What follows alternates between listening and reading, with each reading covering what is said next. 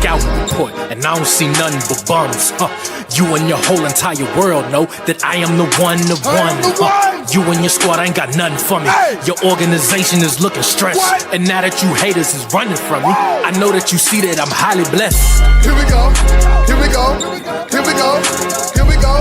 Yeah, we live with your boy Coach G. Yeah, we live with your boy Monte. You and your squad ain't got nothing for me. Your organization is looking stressed, and now that you haters is running from me, I know that you see that I'm highly blessed. Well.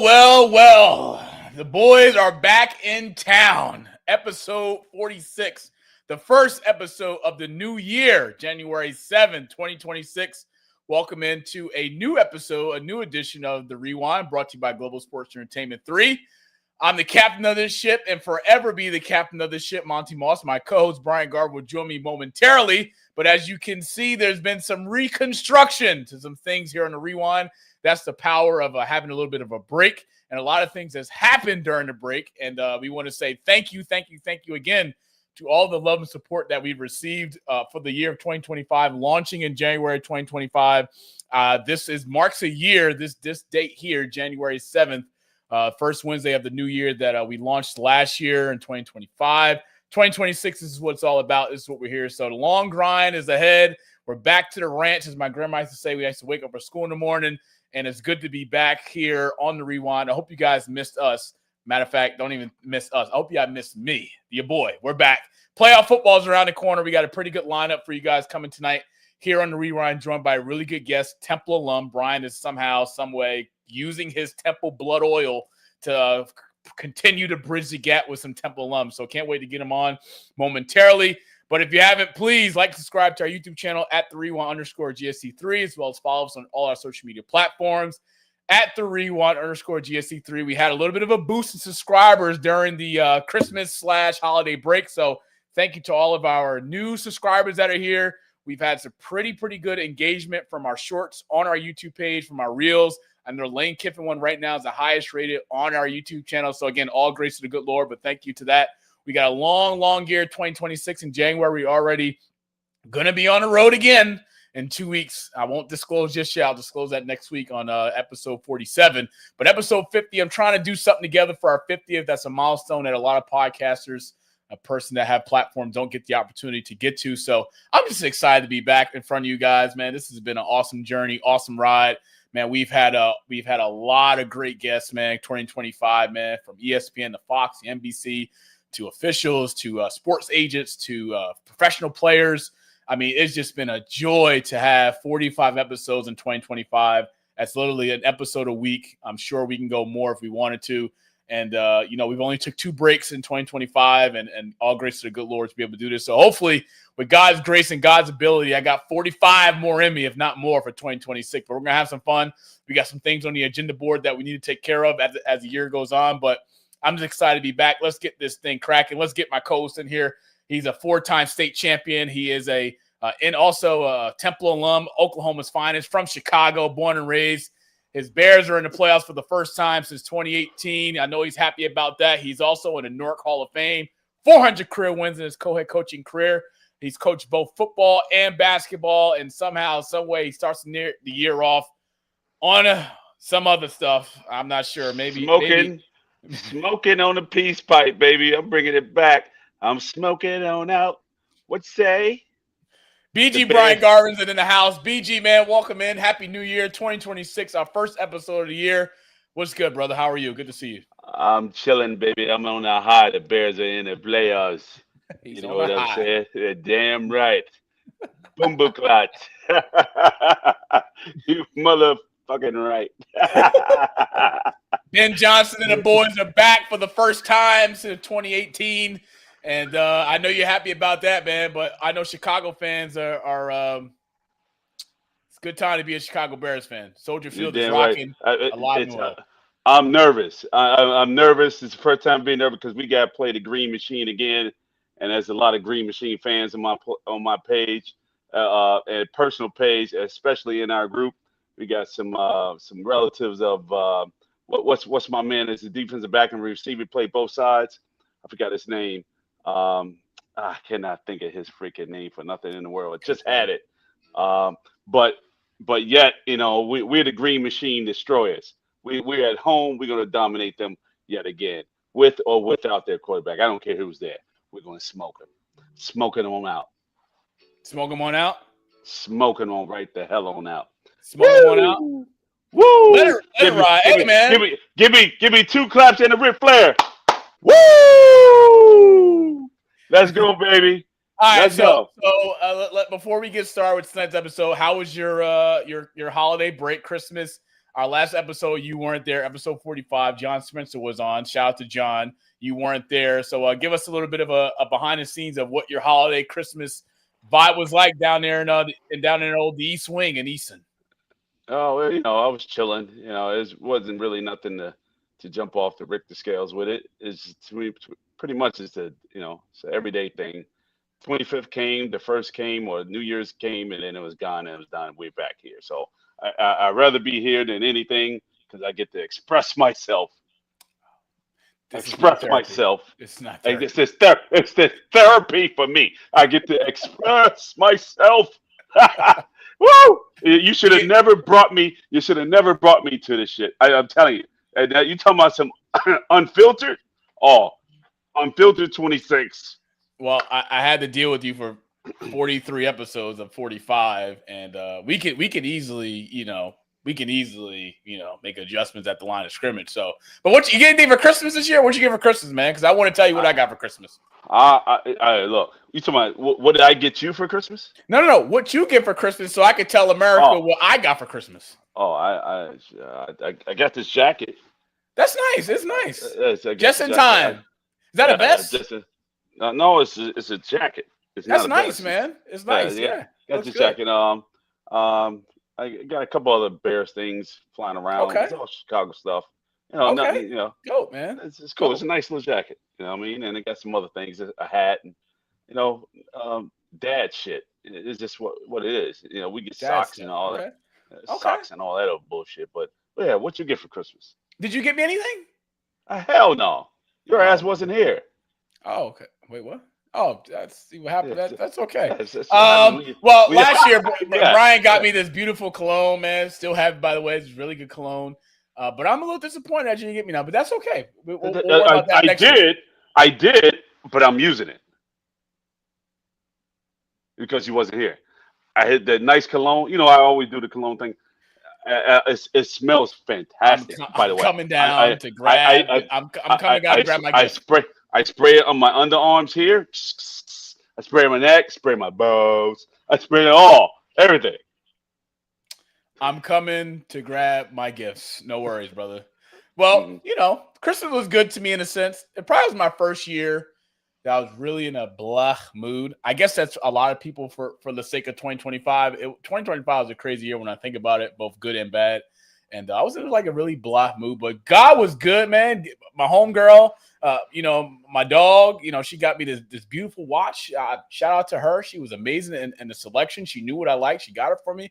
Let me see. I got a pack of Nike socks. I got a card. What else did I get? Some cologne. Oh, you don't need no cologne. No. Wait. I didn't. I thought I got some. I didn't. That was for my birthday.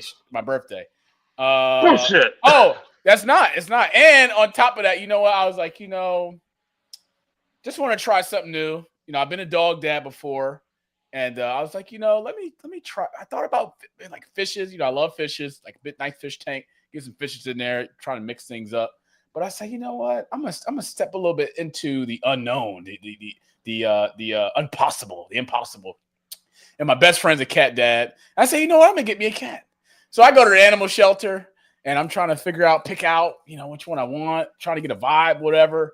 And I said, man, I just had my eyes on a particular one, kittens, I should say, because I don't want no cat. I want a kitten so I can raise it. And then I start playing with it, petting with it. They start, Then when they put it back in the cage, the kitten put her paw out the cage and grabbed me. And I was like, oh, that's it, that's the one. And they tricked me. They said, she's got a sister. It's 5 of them. I said 5. I said, yeah, someone already came adopted 2. So there's 2 girls and a brother. I said, well, I only want 1. I have my eyes on 1. And I said, I would feel bad if I were to get 1 without the other. You can't split the siblings up. That's like death. So I say, you know what? I'll take both sisters. So show America. That's my girl Sadie right there. I built that nice little cat, little thingy-majiggy tree. Shout out to my Aunt Kimby and Dr. States for hooking me up. That's Leah, the orange cat.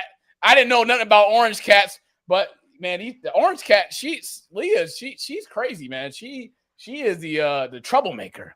I mean, Sadie, she's more calm, cool, nice, and relaxing. But being a cat dad so far, it's not bad. Besides changing the litter, they pretty much operate on their own. I feed them twice a day, once in the morning, once at night. Keep their water fresh. Got like one of those running water fountains where water's coming out continuously. They just go over there, do their thing. But man, no trouble at all, man. I think the worst thing that's happened with these two so far is let me see. I'm looking around. Let me see. I don't know. I can't think of anything. Well, they climb up on the table. I said, "Oh yeah, lost your mind." They try to. Leah was trying to like get inside the vitamins, trying to scratch the bottle. I said, "Man." So I got like a water bottle. That's how you discipline them. Get the water bottle. You spray the kittens. But it's been good. It's been good, man. They keep me peace. They keep me company. They keep my sanity at a good level.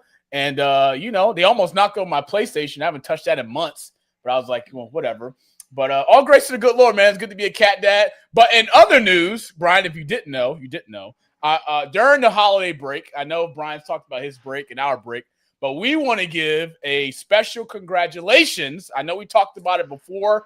We went down to Canada to 1990 Studios, and our producer Chris, during the holiday break, he had his first newborn, little Chris Jr. Damn it.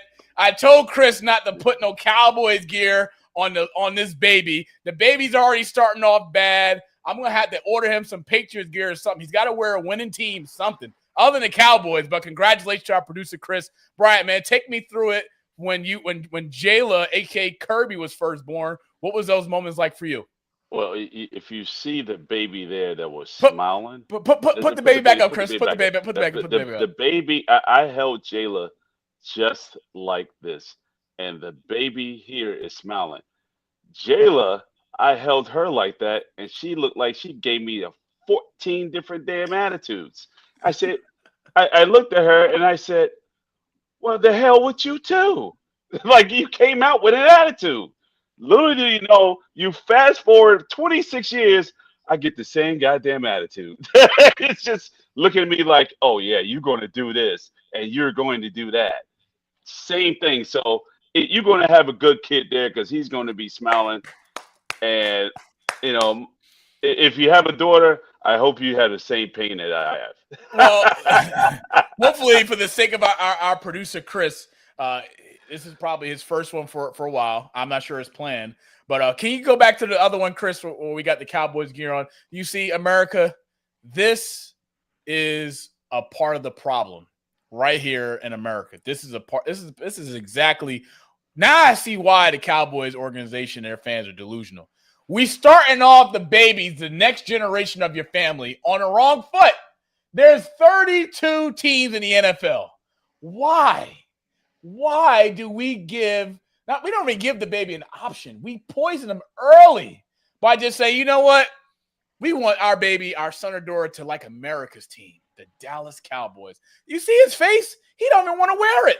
He don't want to wear that. He don't want to wear that Cowboys gear. I mean, the baby like, man, get this off of me. Get me some Michigan Wolverine gear. Get me something. Oh, my goodness. He's going to be a Cowboys fan, Ohio State fan. Uncle Monty, Chris, little junior, Uncle Monty's got you, man. For your birthday, get you some nice Wolverine onesie. We got you covered, brother. Some socks, some gloves, some hat. Look, nice little beanie right there on top of the head, man. Brian, man, kid cannot start off being a Cowboys fan, man. That's terrible. That's terrible, man. Hey, that's terrible. It's what it is. We have no control over that. No control, man. But we want to give a special shout out to Chris. Congratulations, Chris, again on a tremendous milestone in your life of having your first newborn child with the wife. Congratulations to the wife as well. We want to give her all of our love because I cannot only imagine what it was like in that room giving birth to that Cowboys baby. Oof, I know that baby was fighting hard. Punches. I don't want to be a Dallas fan. And Chris said, you're going to be a Dallas fan. But it's going to be a good episode. Can't wait to get into it. Good to be back. Thanks to everybody that's watching right now on our YouTube channel. If you haven't subscribed. And Bryant, man, we got another another Temple alum. We had Brent on. We've had we've had hold on. We've had Paul Palmer on. We've had my dog in Chicago. Jeffrey Thomas on. Now we got Daryl. Supposed to have Peter on. Yeah. Hey, look, man, show keeps rolling, train keeps rolling, brother. Hey, look, this is what it is. But let's introduce him. Let's not bring him on yet, Chris. Let me do my due diligence. If you don't know by the name, his name is Daryl Nelson, Temple alum, current Albright College track and field coach. Coach Nelson brings in over 20 years of coaching experience. Nelson got his start at St. John Newman and St. Maria High School for 3 years before moving on to LaSalle University. After a couple years at LaSalle, Nelson was named the head coach of the track and field program at Boys Latin High School in Philadelphia, Pennsylvania for 5 years from 2016 to 2021. Nelson served as the head cross-country track and field coach at the University of Sciences for 22 years. Nelson served as an acting district manager, recreation leader, and a track and field chair with the City of Philadelphia Parks and Recreation Program. The Parks Recreation Program hosts and organizes sports league and athletic activities in 16 different types of sports and a variety of programs to engage all age level youth, including teens.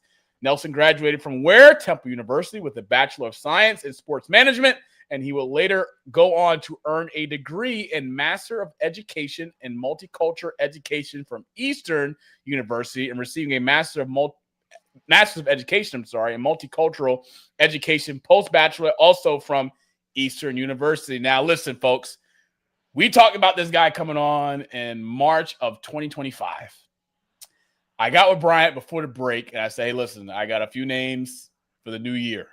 Brian said, let's start the year off right with this gentleman right here, Daryl Nelson. So let's get him in here. Daryl D, Temple alum, is here. Albright track and field coach, Philadelphia Eagle. He's in that D9 organization. Let it ride. Oh, Founders Day on Friday. Founders Day on Friday. Founders Day on Friday. Ooh, that boy. Right there. Hey, what's happening, Philadelphia Faithful's here, baby. Listen. Oh, I'm sorry. I'm put that down. Hey, look. I'm sorry. Let me put that down.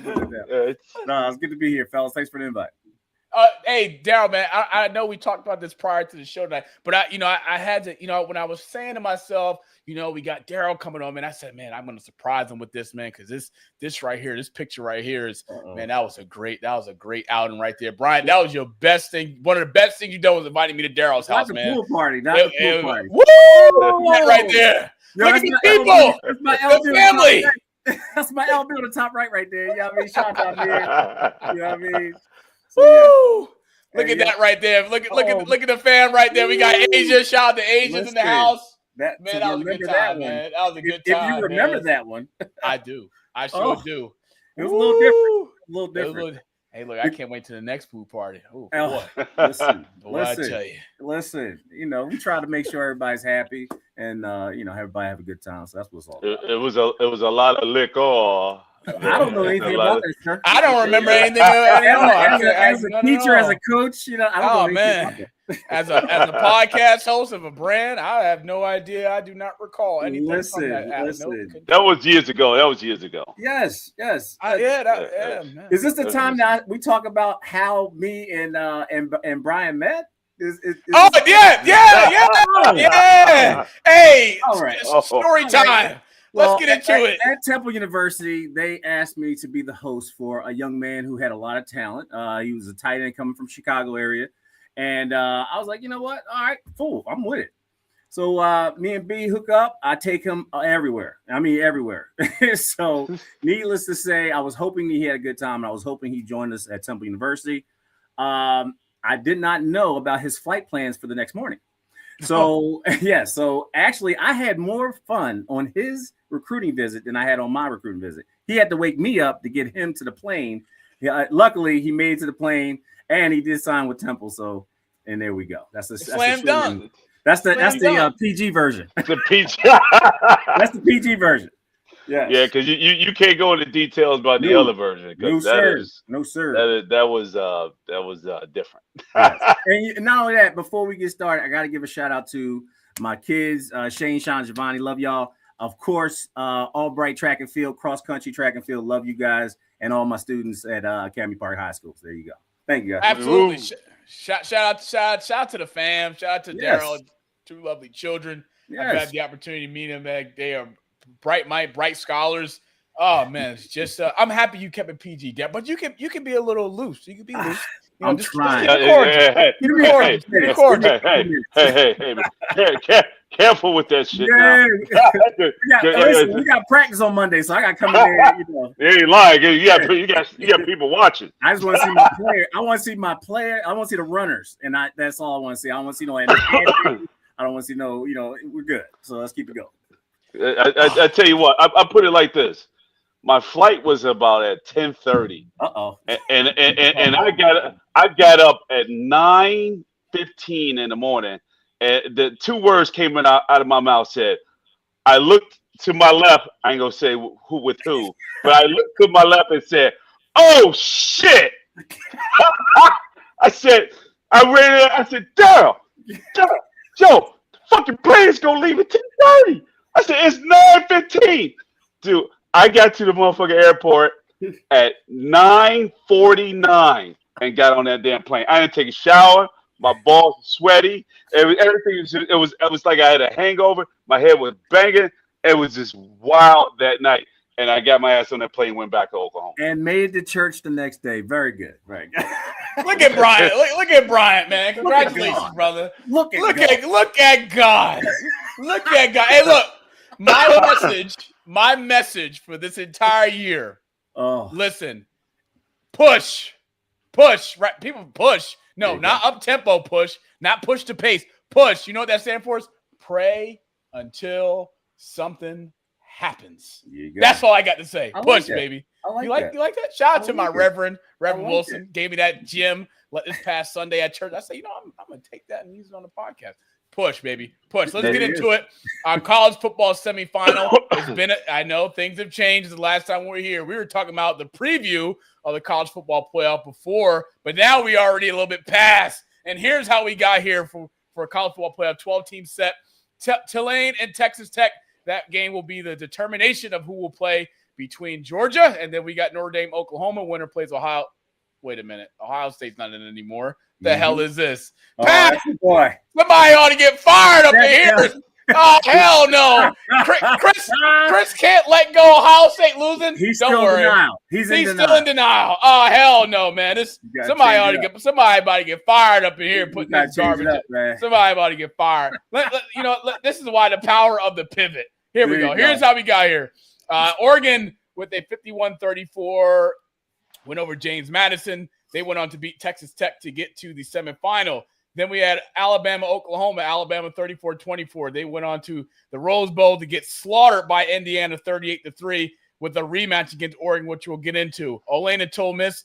Ole Miss without Lane Kiffin, 41-10, no worries. Then beat Georgia. Damn it, Kirby Smart, 39-34. They got the semifinal versus Miami, which we'll talk about momentarily. And then Miami with a 10-3 win over Texas A&M in the first round. And then, Bryant, who did Miami beat to go to the next round? Or is it the Ohio State University? 24-14, Ohio State, number 2 seed coming into the college football playoff. Ryan Day, see you later. Bye. Man. Here we go. There you go, Chris. Get it together. We got it. We're good. So let's fast forward our semifinal games, fellas. Let's get into it. We got a rematch in the Big Ten between the Oregon Ducks and the Indiana Hoosiers. If you don't know, this is a rematch from early on in the season where Indiana was winners in that ball game, and they won 30-20 on October 11th this past year, 2025. Bad news for Oregon Ducks fans. Jordan Davis, the running back, Davidson, the running back, won't be in action. So this is a tough blow for the running game for Oregon. But Dan Manning, like no other, I expect this game to be a good slaughter, no-holds-barred match. Bryant, what are some things you look forward to seeing between this Big Ten class? The rematch, part 2, between Indiana and Oregon. Well, it is something unique about this game between Indiana and Oregon. There's a coach named Coach Signetti that coached both Darryl and myself. It coached both of us, which is wild and crazy to me. It's like he coached both of us, and now we on the show. Yes, I still don't think Indiana can win this game, and it's a reason why.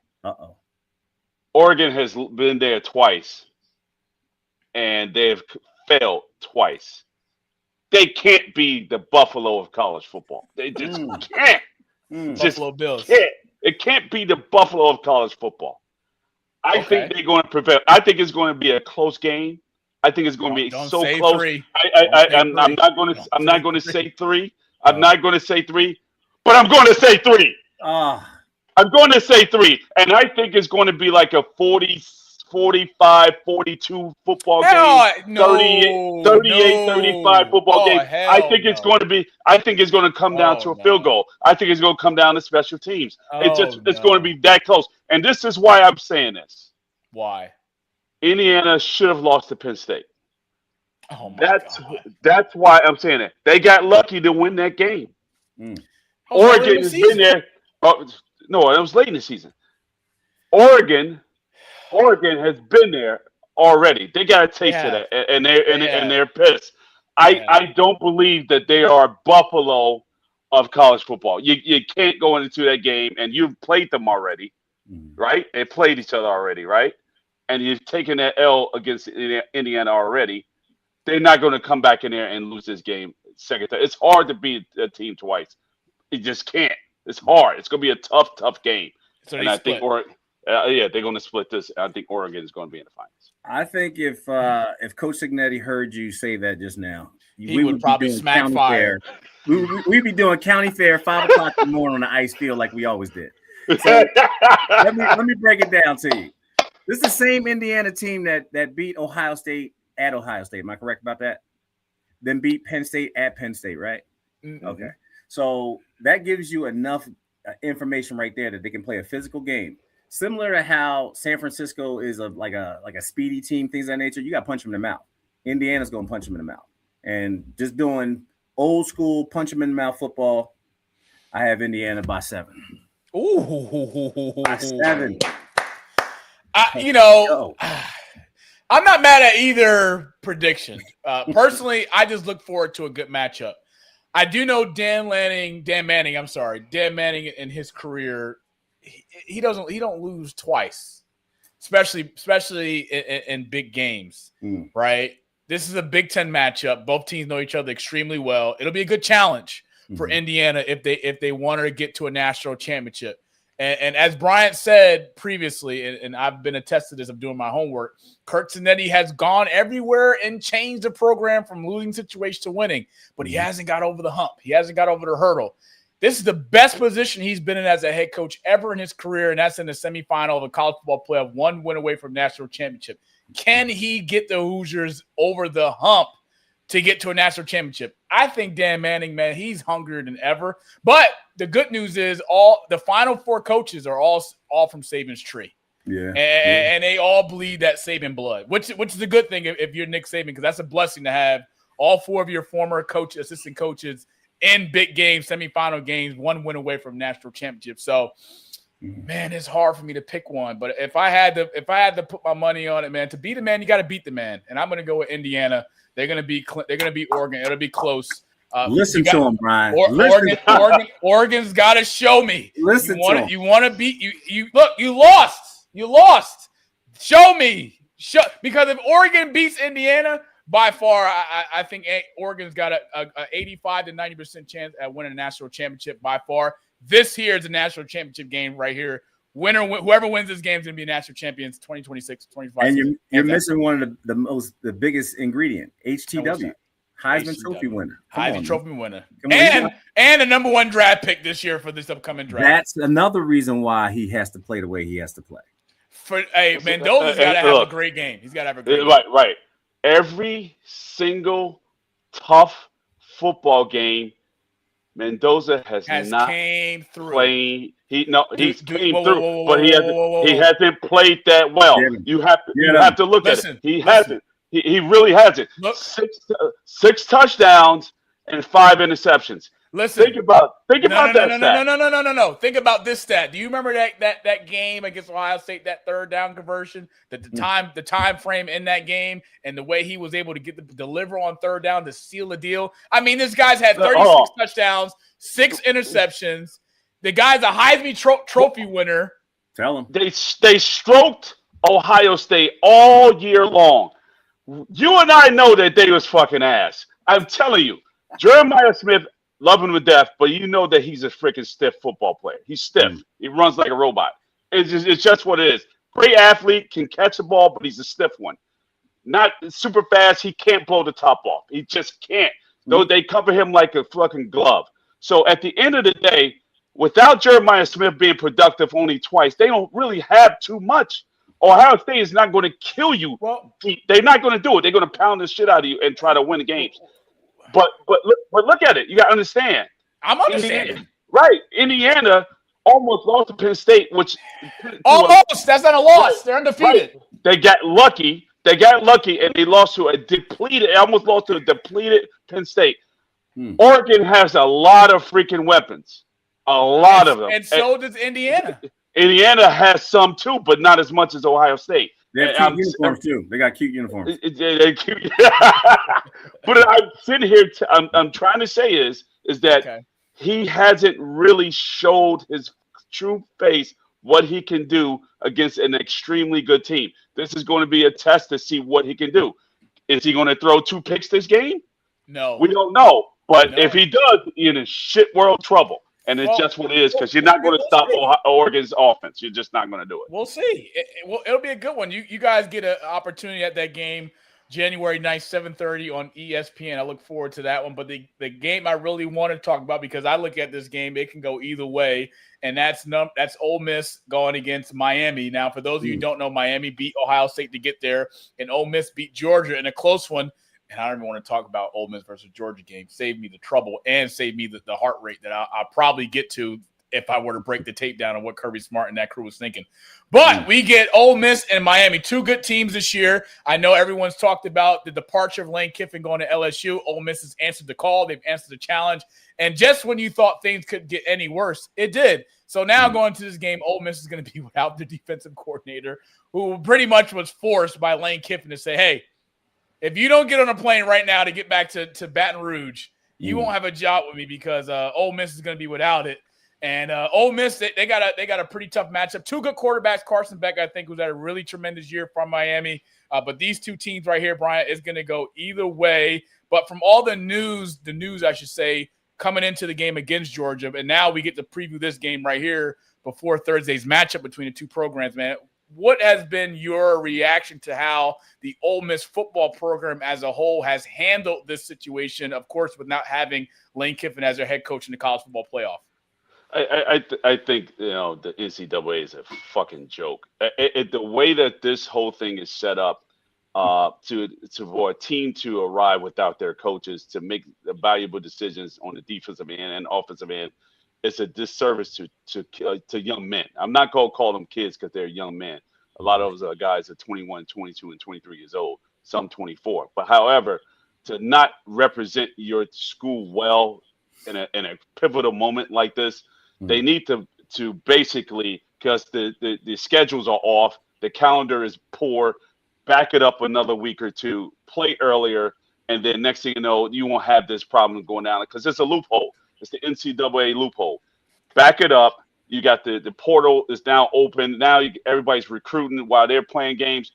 That's just not that's a disservice to Ole Miss to be able to recruit, because they're playing now. Lane Kiffin won his coaches over there, so they can get ahead to the portal. Now he's messing with the Washington's quarterback, and they gonna wind up getting sued and going to win that case, especially if anything's signed on the dotted line. It's a bunch of chaos. I don't like it. I don't like it. I don't like the way things are going. It's creating a bunch of nonsense, and it's going to ruin a really good football game between Miami. It could be better. I think Ole Miss is going to struggle because of it. You need your coaches. This is like a basketball game versus a football game, because at basketball you can coach with 3 or 4 guys. Here in football, you need an element of at least 15, and it's going to be hard for those guys to really compensate entire. If they get that off, let me tell you, my hat will go off to Ole Miss for winning that football game over Miami. But Miami's is clicking over there, especially when you got my man, the wide receiver over there, taking off his belt and going belt to ass against the Michael Gatorade. Michael Irvin. belt to ass. And, Hey, look. You got, I just keep going and going and going. About Michael Irvin, belt to ass. I think they really going to put a belt to their ass and want them getting to the championship. Yeah. So you got Miami advancing. Give us your quick score prediction. The quick score prediction. I don't think it's going to be close. I think Miami's going to want to beat them like 31-20, something like that. And it's just they're just going to basically run off with the football game. Yeah. Talk to me, Darryl. What you feeling? Well, unfortunately, me and B, we played against the Miami Hurricanes when they were number 1 in the country, and that wasn't a good experience. So now they are the hottest team right now, beating Texas A&M, coming back and winning last week. So, I mean, I like the quarterback because he has a good story. He comes from a Division II program where he won a couple championships, come up to Division I. Now he's still balling. But, I mean, B's right. Without having those coaches, that's important. You can look to them for guidance and everything else. Without them going against a very hot, University of Miami team right now, it's going to be a tough sledding. So I got it 42 – I say 42-18. It's going to be like that. 42-18. Hey, you know what, man? I like that score prediction. And more importantly, I like Trinidad Chambliss. Man, he's got a great spirit. But you know why I like him even more? And he played a damn good game against Georgia. Damn good game. Yes, he did. But he told Lane Kiffin, go fuck yourself. I'm not going to Ole Miss. I'm sorry, I'm not going to LSU. Right. I owe it to the university to come back another year next year. And you would think Lane Kiffin would have did the same after building that program, having 3 straight 10-win seasons, being 11-1 before the college football playoff, best record in school history. You would think.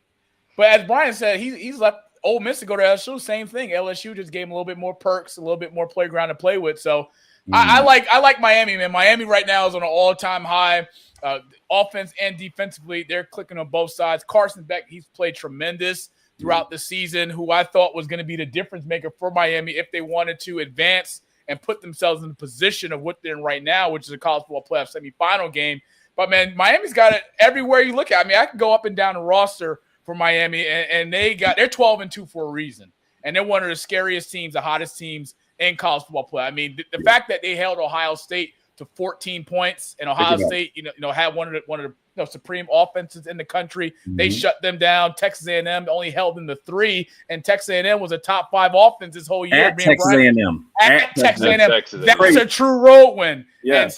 And then just holding Pitt to 7. I mean, Miami, this team doesn't really have a weakness when I look at it across the board on both sides. And I like Miami to beat Ole Miss. And look, if we get Miami versus I hate to even say this, but if we get a Miami versus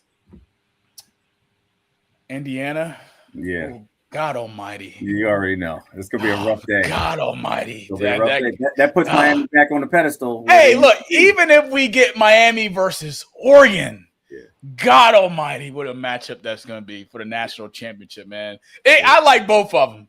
I like both, but I like Miami to win. I think Miami beats Ole Miss. I think that the departure of the defensive coordinator to LSU hurts Ole Miss in tons of different ways from a scheme standpoint. It's hard to put in a new game plan, a new game system. You can follow everything that he's left behind, but when you're the coach in that seat calling those plays, it's a different ball game, especially for a quick turnaround for a week. I don't see Ole Miss having that same intensity that they had, because if you look at the Georgia game, fellas, they were a bend, don't break defense. I mean, they allowed Georgia to put up 34 points, and Georgia arguably in that game had the game won in the fourth quarter before they let Ole Miss go down the field and score a touchdown. Just some bad defensive play calling, and of course some defensive schemes, coverages that were blown. Brian can attest to that to talk about it. But that right there, that Ole Miss defense doesn't scare me. And if Miami, this can be an easily 28 or point better game right here offensively for us. So give me Ole Miss losing to Miami, and give me Miami versus Indiana national championship, which we're going to talk about next week. So I look forward to that. I look forward to that. But Darryl, you won't be here next week, but let's just get a quick prediction from you. Okay. Let's say you're going with Indiana national championship. You're going with Miami in the national championship. If those two teams were to play tomorrow, who do you like to be the national champion of this year? And give me your score prediction. B, I hate to do this. I hate even putting these up, but you already know the U. You know what I mean? Yeah. Coach Signetti will make us run, but it's all about the U. Yeah. You know what I mean? And my score prediction is going to be 37. I hate 37. I like that number. 37 to I'll say 37-12. It's gonna be a domination. Okay, Indiana only put up 12 points. That'd be the one game Mendoza has a terrible game. That one game right there. Not one game. It won't be against Oregon. It won't be against Oregon. The stage will be too big for him. Yes. It will be too big for him. And he's the number one pick, and I know the Vegas Raiders will be watching. Well, that's a whole nother conversation as far as number one picks. Yeah, number one picks. Come on. We can talk about Shador about 9 hours if y'all want.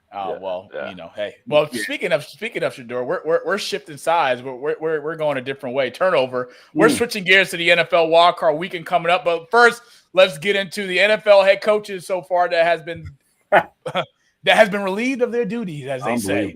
Looking at this year firing so far, we've had Arizona Cardinals coach gone. We've had Atlanta Falcons, who's a Essex County faithful, Raheem Morris, gone. We've had 18-year tenure from John Harbaugh for the Baltimore Ravens. He's gone. We've had Cleveland Browns with the coach that Bryant doesn't like at all, Kevin Stefanski. Kevin Stabumski. He's gone. Kevin Stefanski.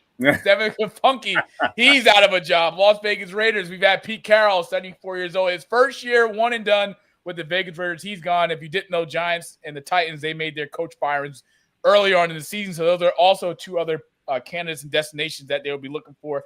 But listen, guys, I'll be honest. From looking at this list of firings, if I had to say who I would be shocked at who got fired, I would have never thought it would be John Harbaugh, just because of his tenure with Baltimore, the success he's brought.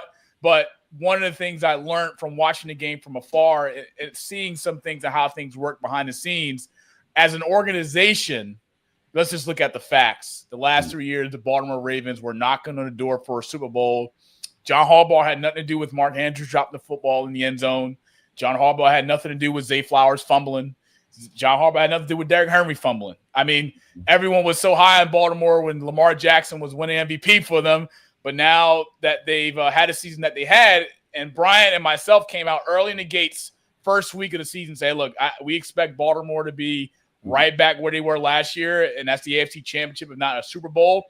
And when your organization puts a high ceiling of expectations on you for the year, and you as a head coach don't deliver or even get close to delivering to those expectations, somebody's going to lose their job. And I can point the finger at Todd, the offensive coordinator for the Baltimore Ravens. I could point the finger at Lamar not being healthy. I could point the finger at a lot of different things, but I thought for what it was worth, when Lamar Jackson at his post-game press conference and the reporter asked him about would he like to see John Harbaugh back next year, and Lamar Jackson's answer was, I'm still trying to process what just happened. Listen, for what John Harbaugh has done for Lamar Jackson in his career from start to where we are now, I would have expected Lamar to give a little bit more of a deeper dive answer to that because of their relationship. But from what people have said, Adam Schefter and others, the things that were going on behind the scenes in the organization, it gave me the more idea of, like, I can see Baltimore moving on, because as an organization, you're going to pick between your head coach or your quarterback. Lamar Jackson is still in his prime. And John Harbaugh, he's been there 18 years, won Super Bowl. This is the worst defense that John Harbaugh has had in his tenure in Baltimore. And as an organization, you're going to pick a side. And we've seen that from the Patriots with Tom Brady and Bill Belichick. And we've seen that here with Baltimore between John Harbaugh and Lamar Jackson. And they're going to go with the quarterback, and rightfully so. So I know I would like to see Brian Flores get interviewed for the Ravens job. I would like to see, Baltimore's got to get this right. And we look at the Raiders, they got to get it right, because bringing in Pete Carroll didn't help. And they have the number one pick for this upcoming draft. They got to get it right with the right coaching hire. But the Giants got to get it right. Are the Jets going to fire Aaron Glenn? The Browns need to get it right, because you need to bring in a coach that can blend and mold and grow with Shador Sanders. There's a lot of talent that you can work with there, especially with Shador in terms of his mechanics improving this year. But he's got a lot to work with. The Titans, you got Cam Ward. Who's going to come in for there? The Giants, who knows? Jackson Dart, we need him. Malik Neighbors is coming back this upcoming season after a season and injury. I mean, there's so many different teams to look out for. But Bryant, what is the hottest, you think, coaching hire, or I should say coaching destination that a coach would want to go to, because Atlanta's got some pieces with Bijan Robinson, who is now he's the league leader in rushing yards at the end of the year. They got Pitts at tight end. I mean, they got some pieces. Penix Jr. at quarterback. What if you were a head coach and you were going for an interview, what team would you want to choose to interview for and why? Well, for me, the first job that I would take, and I'm one of those guys that I don't want to take, where all the great talent is, because I like to build. I always like to build from the rock bottom. And right now, the Giants' job for me is a rock bottom program, because they were always steady throughout the years in the 90s. So I would like to take that job and take on that challenge of the spectators and the players, and just build that team and kind of solidify my legacy with that particular team in the 2020s or moving all the way on up. The least favorite job for me will be the Cleveland Browns. That organization is a organization of destruction. It's at rock bottom, and they're not doing the things that they need to do to make it any better. You don't know who's going to be the quarterback. You don't know if they go draft another quarterback. It's just in disarray right now. So I wouldn't want to touch that program. Baltimore is an interesting job, but you got a lot of ego personalities over there.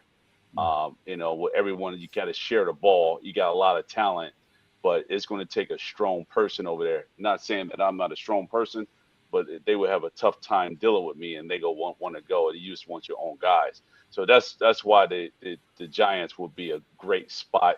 You got a quarterback over there that's pretty good, and you can get some draftees around there, and you do some trade deals and get a good team that you can build offensively and defensively. So I would like that job, and I can see Harbaugh taking that one without any question. I think it's a smart move.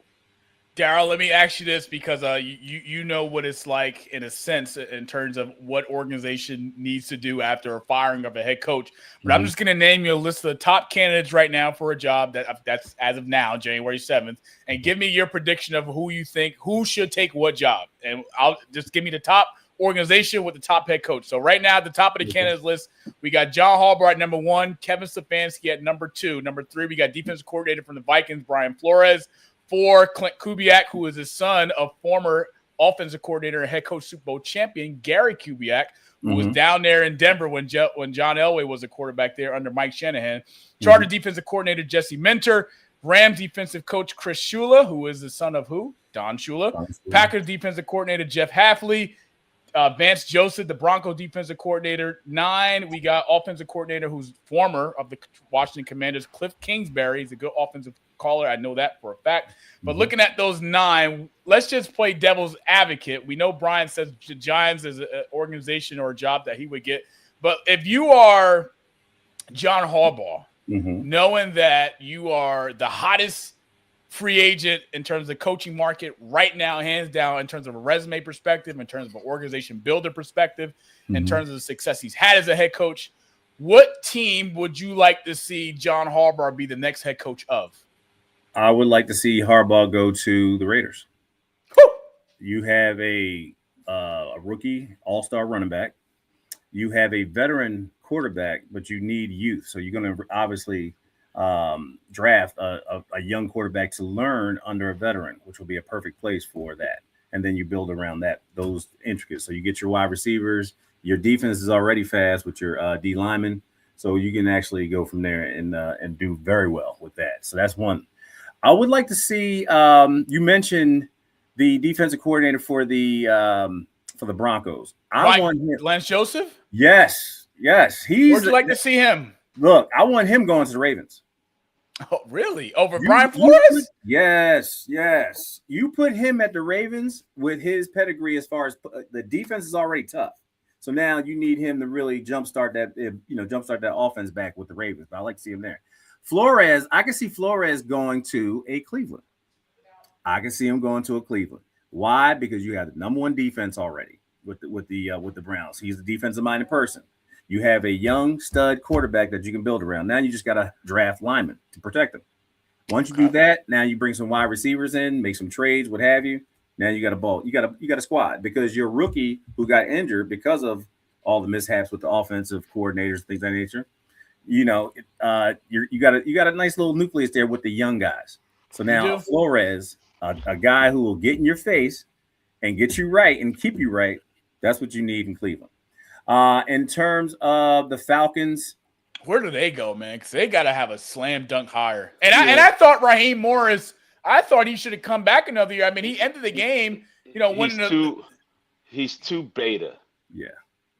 He's too beta. And I coached against him, right? So when we was at East High School and I was coaching football, he was at Irvington, and we beat them. He's a soft-spoken guy, and he's just too damn polite.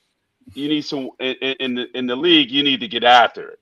You get what I'm saying? And I'm gonna get after a guy. I get after it. I'm ready to go. I'm always on 10 when it comes down to sports. So it's hard to bring me down. I'm a loose cannon. Everybody that I coach, they know I'm a loose cannon, but it's all love off the field. Yeah, he's not that type of guy. I can see Muschamp at I can see him at the Falcons. I can see him there. You got. I don't know. This is probably an off the record question, but there's a lot of openings. You guys see John Gruden slipping somewhere through the cracks? No. That's all. Keep him in the camps. Keep him yelling at people, on radio or something. But no, I mean, just no. He just doesn't. He can't mesh with the guys right now. Somebody go up in his face. So, yeah. It's that ship has sailed. He's doing great with what he's doing. Yep. And that's it. Nobody wants that media coverage with him, and especially hiring him. I highly agree with that. Highly agree. I know it's early in the game in terms of the season, but the playoff starting this weekend. But I think another good destination, if it were to open, is the Miami Dolphins. That's an interesting job, and I know, they haven't fired their head coach yet, which you don't bring in Troy Aikman for advice or seeking. Organization future steps if you don't plan on making a move. Yeah. And I like Troy Aikman in an advisor role because he I mean, no person better to have. I mean, he does Monday Night Football every week. I mean, he's around these organizations week in and week out. He knows the personnel from top to bottom. And of course, Troy Aikman being a Super Bowl champion, multiple Super Bowl champion, he knows what it takes to build a winning organization. Yeah. And the Dolphins are smart for doing that. I think that I think the Dolphins are in need of a fresh injection of success. And you know what? I actually would take Miami's coach and put him on the Cardinals. Oh, hell no. Yes. Oh my God. I would take Miami's coach and put him in a garbage can. Good one, Bryant. Good one. Hey. Good one. Dude, he should have never even got the job. Ever. He reminds me of Dr. Doolittle. It's at that position. You gotta look. Players gotta look at you as that guy that's going to lead you to the promised land. He looked like he's getting ready to lead me to an encyclopedia. He's getting ready to lead you to the club down the street in 305. Yeah, it's a little different. It's just it's just. He's just not the right guy for that type of climate. It's ran its course. It's done. They should have never got rid of Flores. They should have never. They'd be in a whole different place at this point, and they be in the playoffs right about now, getting ready to kick some ass. I think one of their worst decisions from a front office standpoint. And I'm not saying the guy's not deserving of it, but they paid Tua way too early. Way too early. You gave him the money too early, and then he started having these cut. First off, he didn't improve the offensive line. He was top 3 in the league in terms of quarterbacks getting hit the most. Yeah, all these different concussions. His brain's not braining right. CT, whatever the case may call it. When you see him play, he's too oversensitive in the pocket. He's not the old Tua that we've seen from before. And if Miami's some way trying to figure out how to get rid of him and move that contract. I mean, you're going to eat the dead cap regardless, and you're going to have to wind up paying some percentage of that big deal. But if you got to get rid of him. I mean, Tyreek Hill's out for the year. He's coming back next year. Jalen Waddle, I don't think Jalen Waddle's a number one receiver. I think he's a number two guy. He could be a number two on any team in the league. He's not a number one. But Miami, man, that organization, it's like, man, if they can just figure it out, which I think they will, because, again, you bring in a guy like Aikman, you get ready to make some moves. Well, somebody's about to get fired. It's two things, really. You're looking at market value. A lot of the guys are getting signed on market value. You see that at every, like, NBA, MLB. You see it all everywhere. But you have a lot of guys who are getting that big money, and then suddenly they're out for the year. And you see it all around the league. You know what I mean? So, I have a question for you. Shoot. Why not put Bieniemy at, like, a Cardinals? What's up with him? Where's he been? Well, Bieniemy right now is the running back coach for the Chicago Bears, which is which makes sense of part of the reason why Chicago's run game has been really good this year than it's been in the past 3 years. They punched the Eagles in the mouth. They punched the Eagles in the mouth. They did. I don't know if Bieniemy will get a head coaching job. I just don't know, because whatever he's done of what they say in the past, and Bryant knows that circle of GMs, of owners, of coaches, if they don't want you to get through that crack, you ain't getting through that crack. Yeah. And I would like to see him get a shot. I think he's head coach material. Yeah. I don't think he'll get an opportunity. And I'm not saying I don't pray on a downfall. I hope he does. We need more minority coaches in the league, head coaches. But I don't see him getting it, man. Because he left Kansas City. He wanted to be the head coach at UCLA. That was a disaster. That was horrible. Then he comes back to be the running backs coach for the Bears. And it's been a success of year one. Great hire by Ben Johnson. And it's like, okay, what now? Because you went from offensive coordinator to a head coach to a running back coach. Yeah. Teams, players hate him. Oh, damn. He's a tough one. He's tough. He's the old school guy. He's our generation. Yeah. So this generation is tenderfoot. Yeah. And they can't handle it.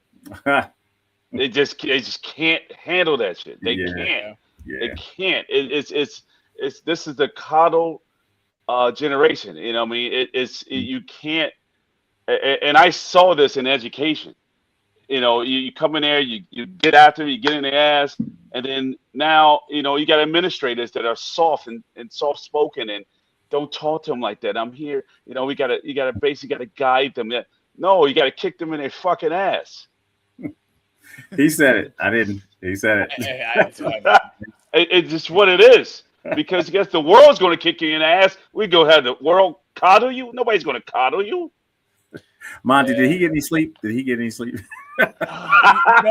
funny, Darryl. He's like this every week. I don't know. Oh, listen, he's real though. That's old school. I think he can't handle old school. No, man. I think Brian is one of those guys where, especially when it comes to this every week, it's something to look forward to in his world, being retired. But it's like he conserves his energy during the day, and he waits and he waits and he waits, and then when it gets closer to the game time, it's like, I got that hit. I got that bump. Time to go. And then after the show, it's like, I'm tired, man.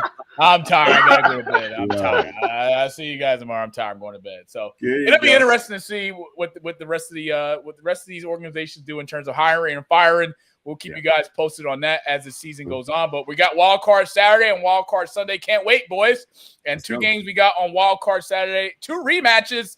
And that's going to be first game between the Rams and Panthers, 4:30 Eastern time on Fox. Kevin Bookhart and Tom Brady will have the call for that. The Rams are going back into Carolina. And if you don't remember, early on in the season, Rams went into Carolina and lost in a I call it a hiccup game. They were hot at the time. They were coming into Carolina. Everyone expected the Rams to win, and they had a hiccup. Panthers wound up winning 31-28. But if you don't remember, the Rams had 3 turnovers in that ball game. Matthew Stafford threw 2 interceptions.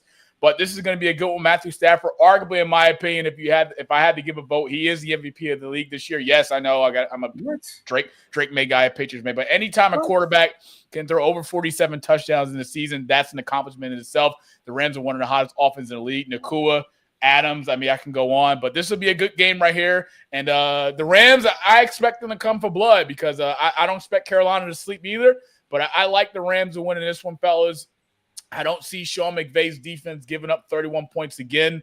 He's another coach, a good mastermind in terms of being prepared for the opportunity. The Panthers, this is their first time in the playoffs since Cam Newton days, and Sean McVay's been here before, and he knows what it takes to get there. And this Rams team has a lot of ingredients to get back to an NFC championship, to a game they haven't been to in a long time. Because if you remember, arguably, if we go back in time, if it wasn't snowing in Philadelphia, Darryl, the Rams had a shot to beat Philly in Philly. I'm just saying, don't shoot me. But let me go with you first, Darryl. This is an NFC matchup. Both teams really well. You played the Rams in recent years, but who do you like to win this one? Rams on the road, or do you like Carolina at home? No, you touched all the points. I think the Rams are just a veteran team. They've been there, done that. They're going to smack them. And what was that? Akua? Is it? Akua, yes. What is up? That guy is. Anytime he touches the ball is a problem. So beast. Yes. And I understand the young man is also coming off an injury. Will also play the wide receiver, and his name is with the Taco Bell commercials.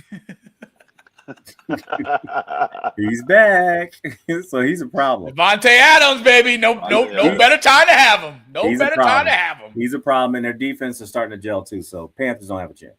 Okay, Bryant, let me get your prediction. Right now, the Rams are a 73% favorite to win against Carolina. Carolina is in the playoffs at an 8-9 record. I never thought I'd see today a team with a losing record would make the playoffs. But here we are. Rams and Panthers, who you like on Saturday?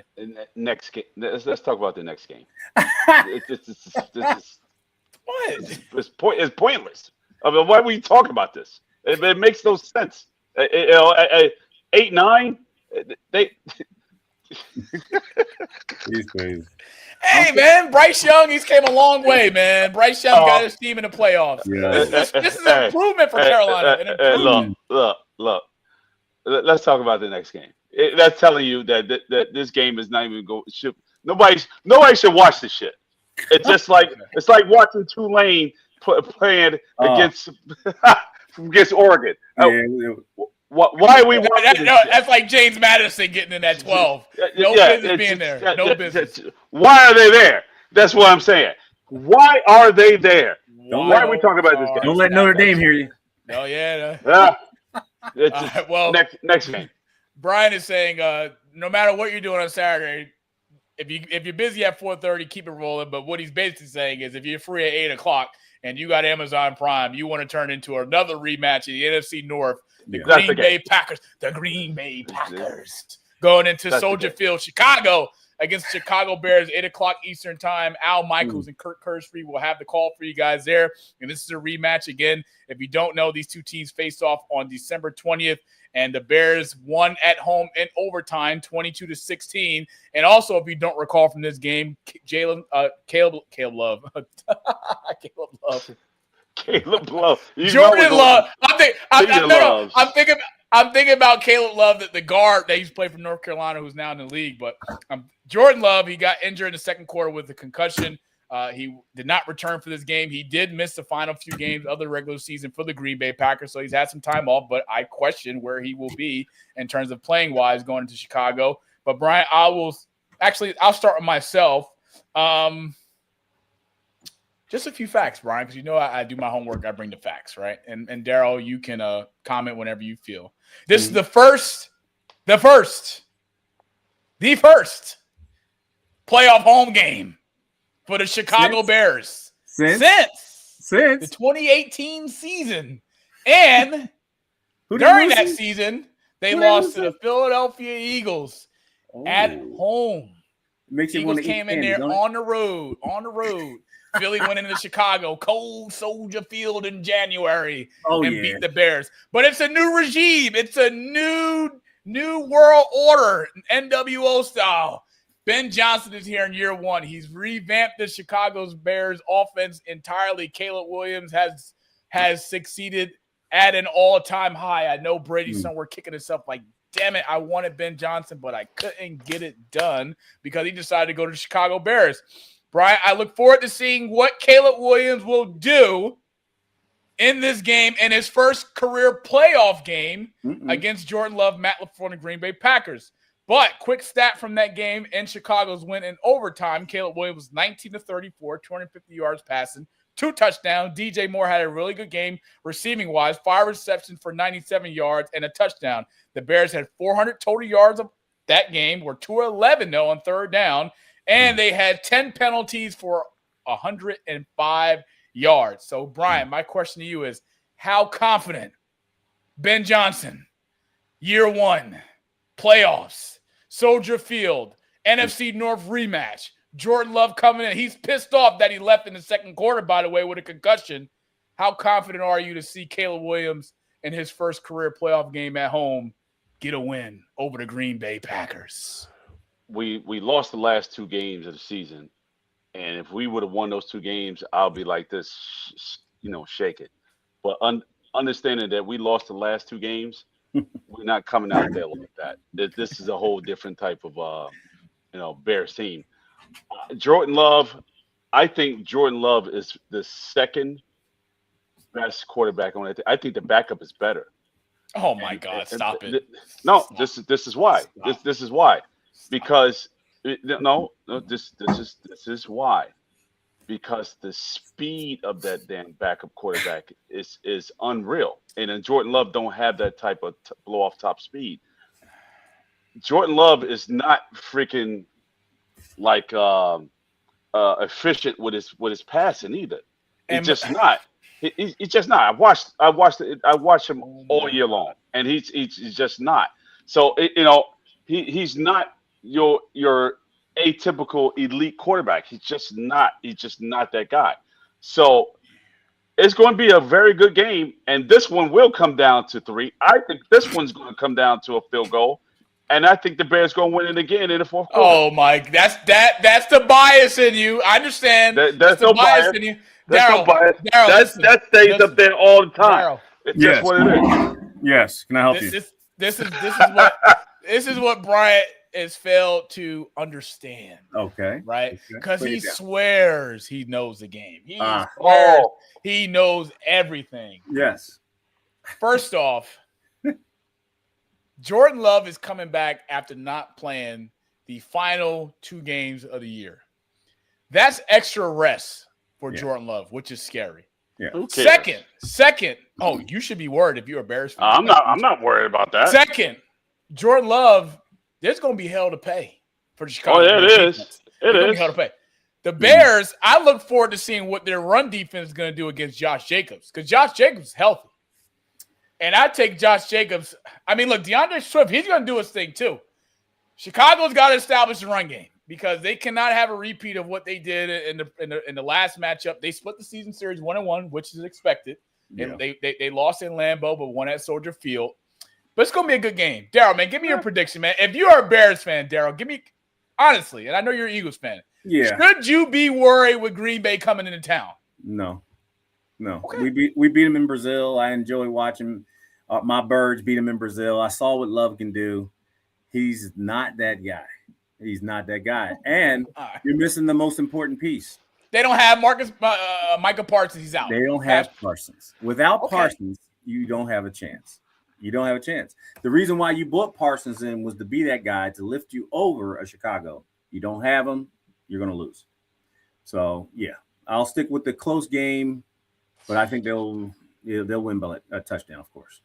I think not having Kyler Gordon, the defensive back for the Bears, will hurt them.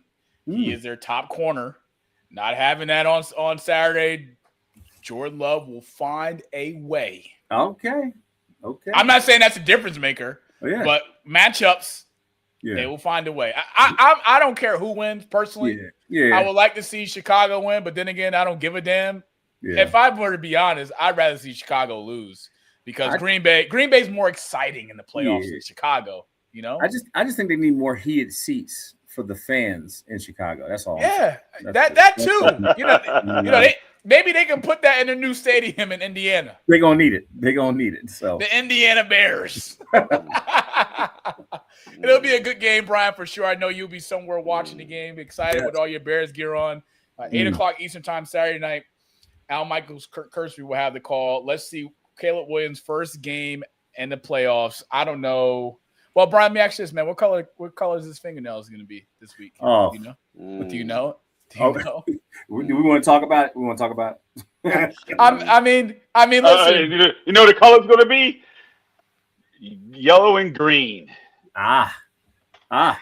Is that after he loses? He's gonna paint him when he loses No, the Packers? that's before the game. That's gonna be before the game, and then he's gonna paint them. Each team he's gonna kick their ass. Okay, it's all about the A. No, it's all about the A. All about the A. All about the A.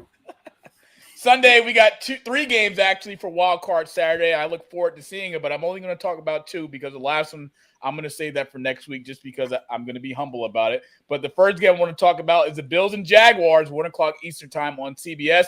Bills are coming into this game with Josh Allen 0-4 in his career in road games. And the last time the Bills got a road win was 1992, the year they were losing Super Bowls after they went multiple consecutive times.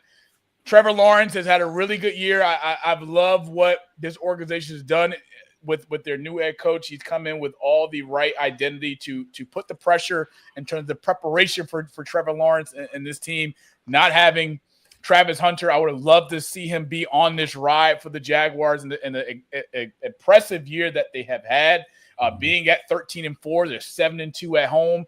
That right there is impressive for me. But I like Trevor Lawrence in Jacksonville. Sunday at home. Who do you guys like, Jaguars or Bills? I think the Bills are beat up. The Eagles beat them up. You saw the quarterback was hurting. The running back was limping. A couple of their linemen was finished. Jaguars are hot right now. I think it's going to be a real good game. I see that going down to like a 3-point field goal at the end. Don't let Brian get in your hopefully head. Jaguars pull them out. Hopefully Jaguars pull them out. Don't let Brian manipulate you on this episode. I'm just saying. I see a close game. I mean, Bills – Josh Allen on the road is 0-4. On the road, it's going to be hard for him because if the running game is not going the way it usually goes, Allen they got to get Cook going. They have to. If not, it's going to be a long day at the office for them. Long game. Yeah, Jaguars are clicking right now. They are.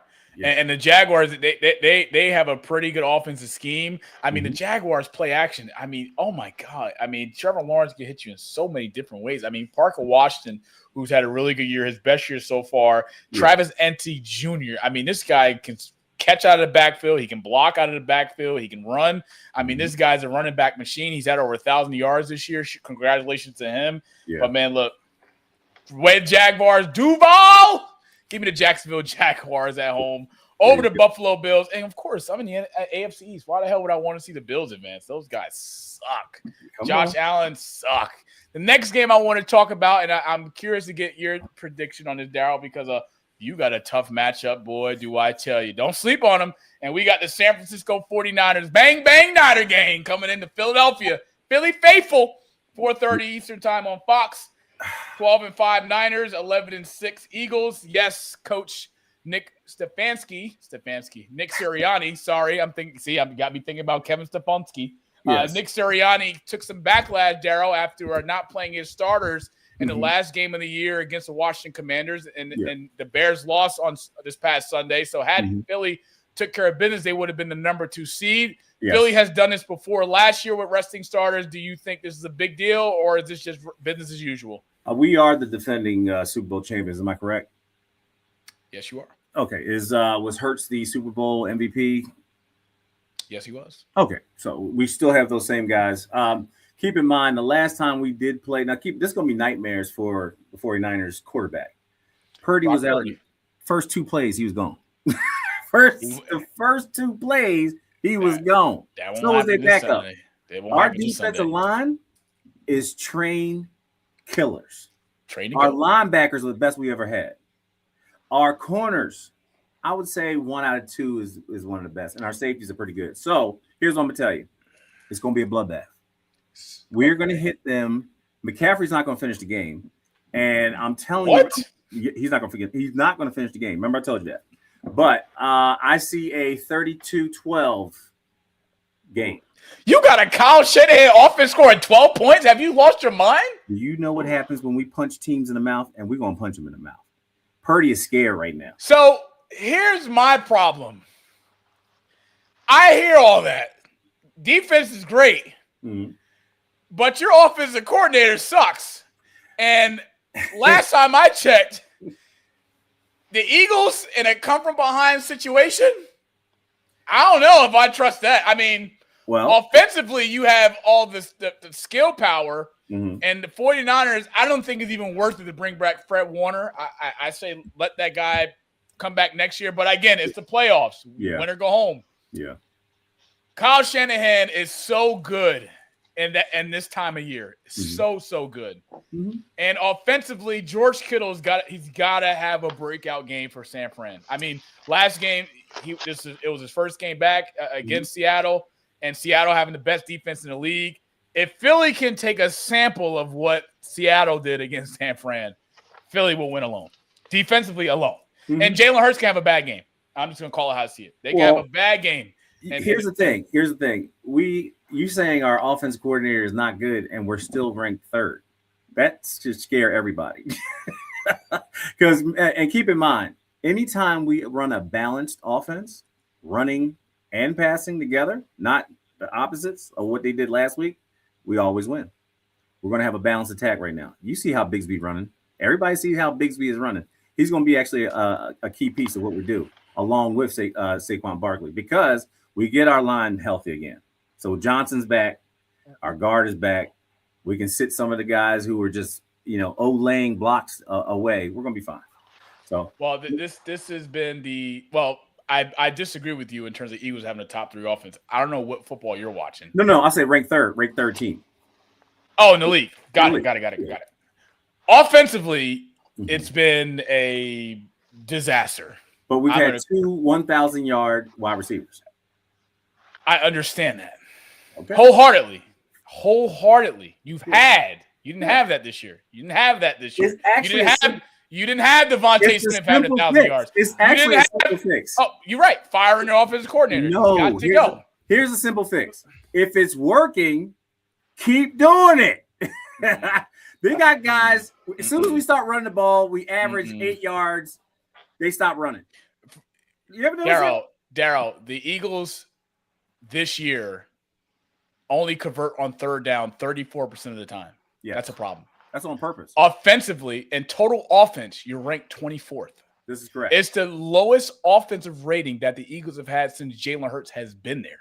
And I get it. He's had a new offensive coordinator every year. I understand that. And I'm not using that as an excuse, but you have to get somehow, some way, from looking at the tape this year, you need to get A.J. Brown going early. No. You need to get Devontae Smith going early. No. You need to get the run game's got to get going early, because there was one game this year where Saquon Barkley, I believe it was against Dallas, he only had 12 rushing yards in 4 quarters. Yes. Yeah. And Dallas is one of the worst run defenses and pass defenses in the entire league. And they just fired the defensive coordinator. Who's the defensive coordinator, Bryant? What was his name? He's a former Bears coach, by the way. I don't even want to say I don't want to say that bum's name anymore. Thank you, Pete. But here's a cool thing. Here's a cool thing about everything. Tell me that. Tell me. We have the opportunity. The one thing that hurts, I think he already knows, is that he cannot force the ball into AJ. Okay. AJ cannot separate anymore. We know that. Correct. What you have to do is be your quarterback that you've always been. Find the open man, whoever he's going to be, tight end, wide receivers, back up, check downs, whatever you got to do. Just find an open man. Don't focus on one player. If we do that and then run a balanced offense, nobody can beat us in the NFL. Nobody. Our defense is tops. All right.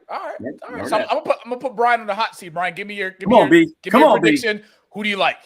The biggest problem I have with the Eagles is that I think, and I could be wrong, because I watched them quite a bit this year, because of course I'm in PA. And what did you see on offense? The biggest problem the Eagles have, I think Saquon went 8 weeks without over 100 yards. That is an alarm that's banging off, that you 8 straight weeks without 100 yards. And I think it was under 82. I think it was like 67. The running game was non-existing, and that's a major problem. They have figured out how to stop Saquon.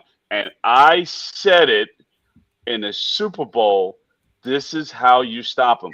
and they've been stopping him since. Yes, He yes, had he didn't have over 100 yards since the Super Bowl. And well, he's had 100-yard rushing this year. Right, but it took him 8 weeks of this season and last Super Bowl to get to over 100 yards. Well, he was the best running back in the league last year. I get it, but you go from the best running back in the league last year to not having over 100 yards in 8 weeks in the next year. Would you ever say that about Walter Payton on a shitty offense? He has over 100 yards. Would you say that about? He's only had 3 100-yard rushing games this year. Right, but the O-line hasn't been healthy. Look, I'm going to say it, and I'm going to say it again. You had running backs that haven't had any offensive line have over 100 yards. They created it for themselves. Saquon is not that type of back. He's a find the crease, go get it. North, south. If he goes east, west, it's done. If you crowd him, he's done. Three times he had over 100 yards in 17 games. The Eagles got problems. And it's going to show up in the playoffs unless they fix it on the offensive line. The reason why they lose is because of the offensive line. So you're taking the Niners. Yeah, I'm going to have to take the Niners just off of that. Oh, my heart. Oh, my heart. I have to. And I saw what the 49ers did to the Bears. And, I think the 49ers, and it's going to be so close. I'm not going to say 3 points. I'm going to say like 1. It's going to be that close. God. It's going to be that close with this game. It can go either way, but I think I'm taking San Francisco with the edge on this one. I'm really okay. And this is why the fans didn't want that 3C because they had to play against San Fran and they're scared of McCaffrey in the backfield. Is that a Super Bowl magazine from last year? I'm sorry. Fly, Eagles fly on a road to victory. Sing it.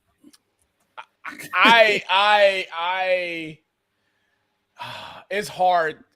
Just looking at the facts and looking at this Philadelphia Eagles team, and they have been so diabolical on the offensive side. Yeah, they've had so many different challenges and locker room issues and AJ Brown, the media, Jalen Hurts, and I haven't seen Jalen Hurts play with the joy this year that I've seen him play previous, especially last year. The passion. Well, he got married. He got married. That has nothing to do. George I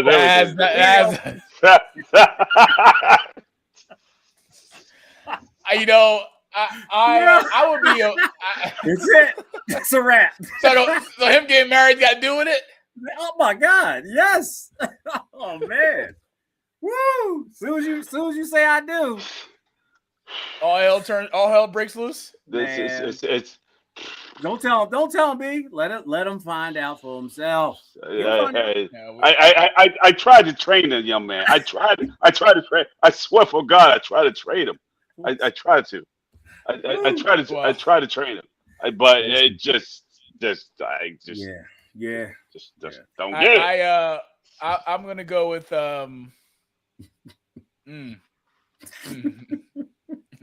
I mean, I love Kyle Shanahan.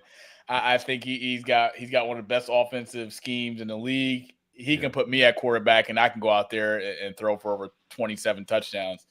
Kittles is back, game 2. I like him. I will say this: the winner of this game, if Philly offense can have some success early, first half predominantly, I like their chances. But then again, I've seen the Eagles in the second half do nothing offensively. So it's like, damn if I do, damn if I don't. Yeah. I do like to see what San Fran can do bouncing back after losing to Seattle, because that loss hurt at home. They only put up 3 points. Right. And Eagles got a tough defense. I mean, that the front four can get to you. They can get you with 5. They can get you with 6. I mean, their secondary is bend, don't break. Oh, my God. Jalen Smith, he's having Jalen Carter, I'm sorry, he's having a really good year. Mm-hmm. I don't know, Darryl. I'm going to say may the best team win. Yeah. May the best I'm going to tell you right now, we got our missing piece that we received via Miami Dolphins, Mr. Simmons. Oh, I've been waiting for him. I've been waiting. It's no joke. I think that Purdy is not going to be able to sleep, and what he's going to do is he's going to do what he always does. He's going to try the slants, a little quick game, check downs. He's going to have to because they're going to punch him right in the mouth. We'll see. It'll be interesting to see between the San Francisco 49ers and Eagles Sunday, 4:30 Eastern time on Fox. Go Birds. And go. May the best team win. Yep, may the best team win. Go Birds. But there you go. Let's get a quick prediction from you, Daryl.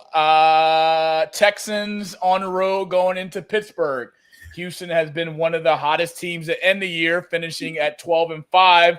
Yeah. And there's a lot of pressure right now on the Pittsburgh Steelers, more importantly on Mike Tomlin after winning last week against Baltimore by a field goal after the precinct came and put some of the holy water down on the field, the same end zone where the Baltimore Ravens rookie missed a field goal. But C.J. Stroud, as I've been a big fan of him, give him an offensive line. He can make things happen. They have the number 2 defense right now in the NFL. And Aaron Rodgers, how much more does he have left in the tank right now going into the playoffs for the first time in a few years? But Texans defense is young.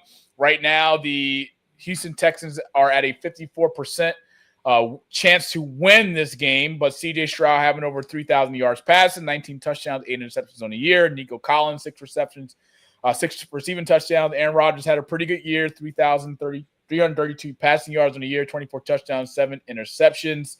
DK Metcalf, he's back after being suspended for the last few games after what happened in Indianapolis with him and the fan. Mm-hmm. But the Steelers defense, no slouch either. TJ Watt showed that last week after returning. But, Daryl, who do you like between Houston and Pittsburgh Monday night? This one is going to be the toughest game of the week, I believe. For sure, absolutely. Yeah. Let's see if Rodgers still have one little tricks of the trade. We'll see what happens. But Texans are hot. Texans are hot right now. I like how their defense is gelled. I like how the offense is going. I like their quarterback. I got to go with Steelers.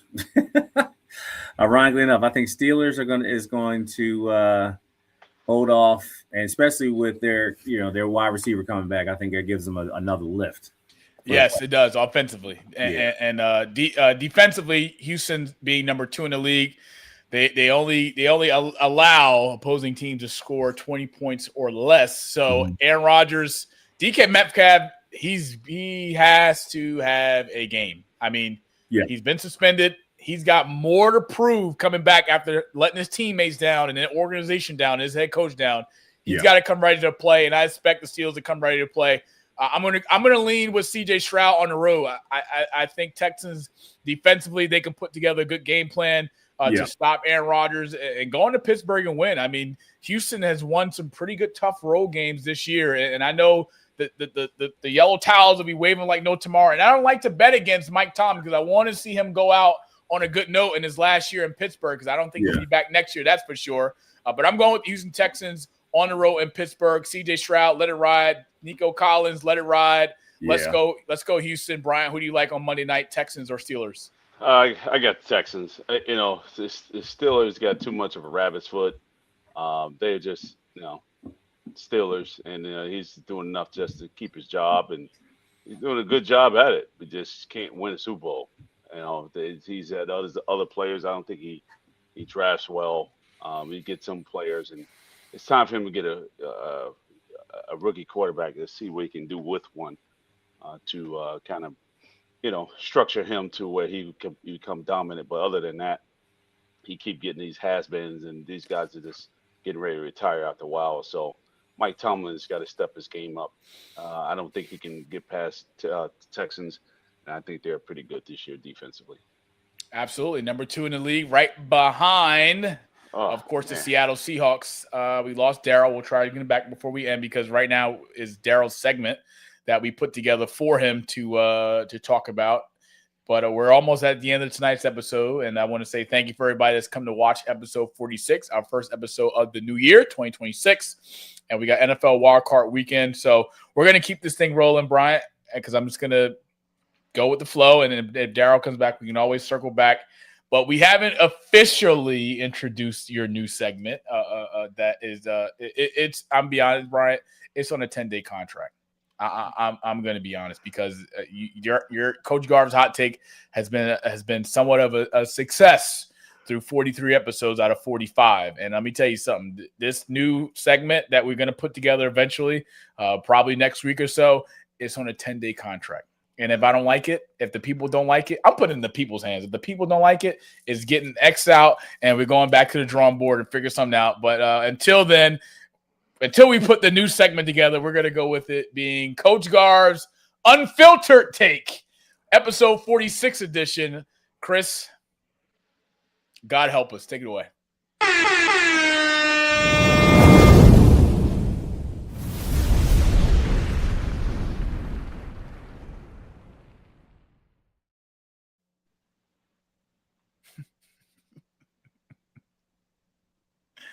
Floor is yours, Bryant. I just can't believe that this happened without my unfiltered take. What happened to the music? What happened to the prologue? What happened to all that information in between? That's who I was waiting on, my buddy Darryl. That's why I paused. The unfiltered fucking take. Yes, I'm doing. Yeah, you damn right. You want to talk about something? Temple University football. Let's get to it, Daryl. All right. Keeler. Let's get to it. Let's get to it. Do we have the graphic, Chris, of Temple? Do we have that? Let's get it. Let's get it. Let's get it, man. Let's get it. All right. So you got a player that's leaving Temple, is going to BC. Right. And someone in the comments, I'm not going to mention his name, but said that, why would you leave Temple to go to Boston College, and Boston College program stinks? And I looked at him and I'm like, okay, Boston College plays against Syracuse, Pitt. They play against Miami in the ACC. Play all the teams in the ACC. Their worst game was Fordham, and that was week 1. They played the schedule that we used to play back in the 90s. Right. That's, actual good football. Mm-hmm. Temple, you're playing against Memphis, Army, Navy, Rice. Let's just be real here. We'd have laughed at this schedule. We would have went freaking 11-0 in that bullshit ass schedule. Yeah. And yeah, I'm going to go to BC because I'm trying to reach goals. Not saying that you can't reach goals out of Temple. You can. Yeah. But guess what? If I want to go somewhere and be prepared to play football at a high level, I got to play against high-level competition. Yeah. Playing against Clemson, yeah. Playing against Alabama, yeah. Playing against Pitt, yeah. Yeah, just playing against those teams, against Syracuse, yeah. You ready to play at the next level. You better but be. I'm not ready to play against Howard, which we did play just one game, but I'm not going to get UMass. It was the worst football team out of 150-something schools. They were 156. Okay. That program should just get rid of football, period. That's how bad UMass was. Yeah. They remind me of Eastside High School, which got rid of football. So at the end of the day, until Temple that played Notre Dame and almost should have beat Notre Dame in the fourth quarter. 1 minute, 19 seconds left. I ain't saying nothing, no. Temple played against Penn State and finally beat them in the 2000s.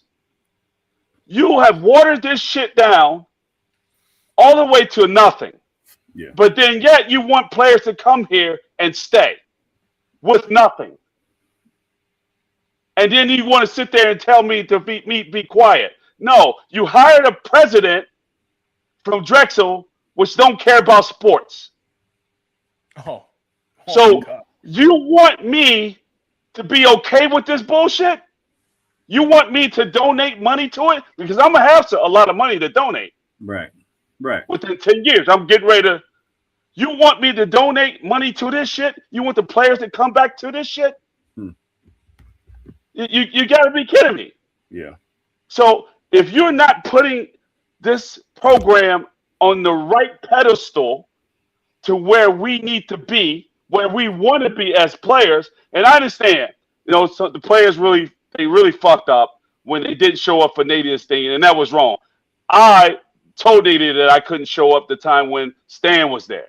I couldn't show up because I was coaching myself. Right. But at the same token, if you want the players to come, we got to do something as far as getting this off. Or we got to change. Something's got to change. You got a facility that's right across the street from a hookah lounge. I can't. I can't. You know, you right around it. It's the middle of the goddamn projects. Like, are you serious? Are we going to get serious about this program? Because I'll put my all into it. Right. But if you're not going to get serious, why am I constantly wanting to hear and receive emails and all this? And you're not taking this program serious. You're not. It's just a piss poor ran organization, not from the coaches. Not talking about Coach Killer. Right. Not talking about Stan. Right. It starts from the top. And I'm not being the top of the president. Yeah. You got your damn politicians that suck. Mm. And you know what I mean? I hate to get the Democratic shit, but them motherfuckers are full of shit. Mm. Because they're not putting the efforts into any sports programs, from the pros all the way down to college. Your basketball teams suck in the whole city, and Philadelphia was the mecca. And you lost that. Yeah. So you got the Sixers. You got two of the dominant players at the Sixers. Mm. And you had no respect for that fucking organization. Yeah. What are we doing in Philly? Well, enough is enough. Something's got to change. My whole take with Temple was we needed our own stadium, because right now we're losing money each and every year by giving it to the Lincoln Financial Field. We're not getting it in the parking. We're not getting the ticket stuff. We have to give millions of dollars to Lincoln Financial Field, and we're not getting anything. We're not getting concessions. We're not doing any of that stuff. So we have a table set up in where the club box levels are to try to make some money. Come on now. It's horrible. It's Bush League. It's Bush League. Now they minimized the price tag on playing at the stadium for 4 or 5 games. Now it's under $1 million. Right. Okay. But still, they talking about the community that don't want the stadium inside the city. Mm-hmm. So, and give me a second, Monty. Go ahead.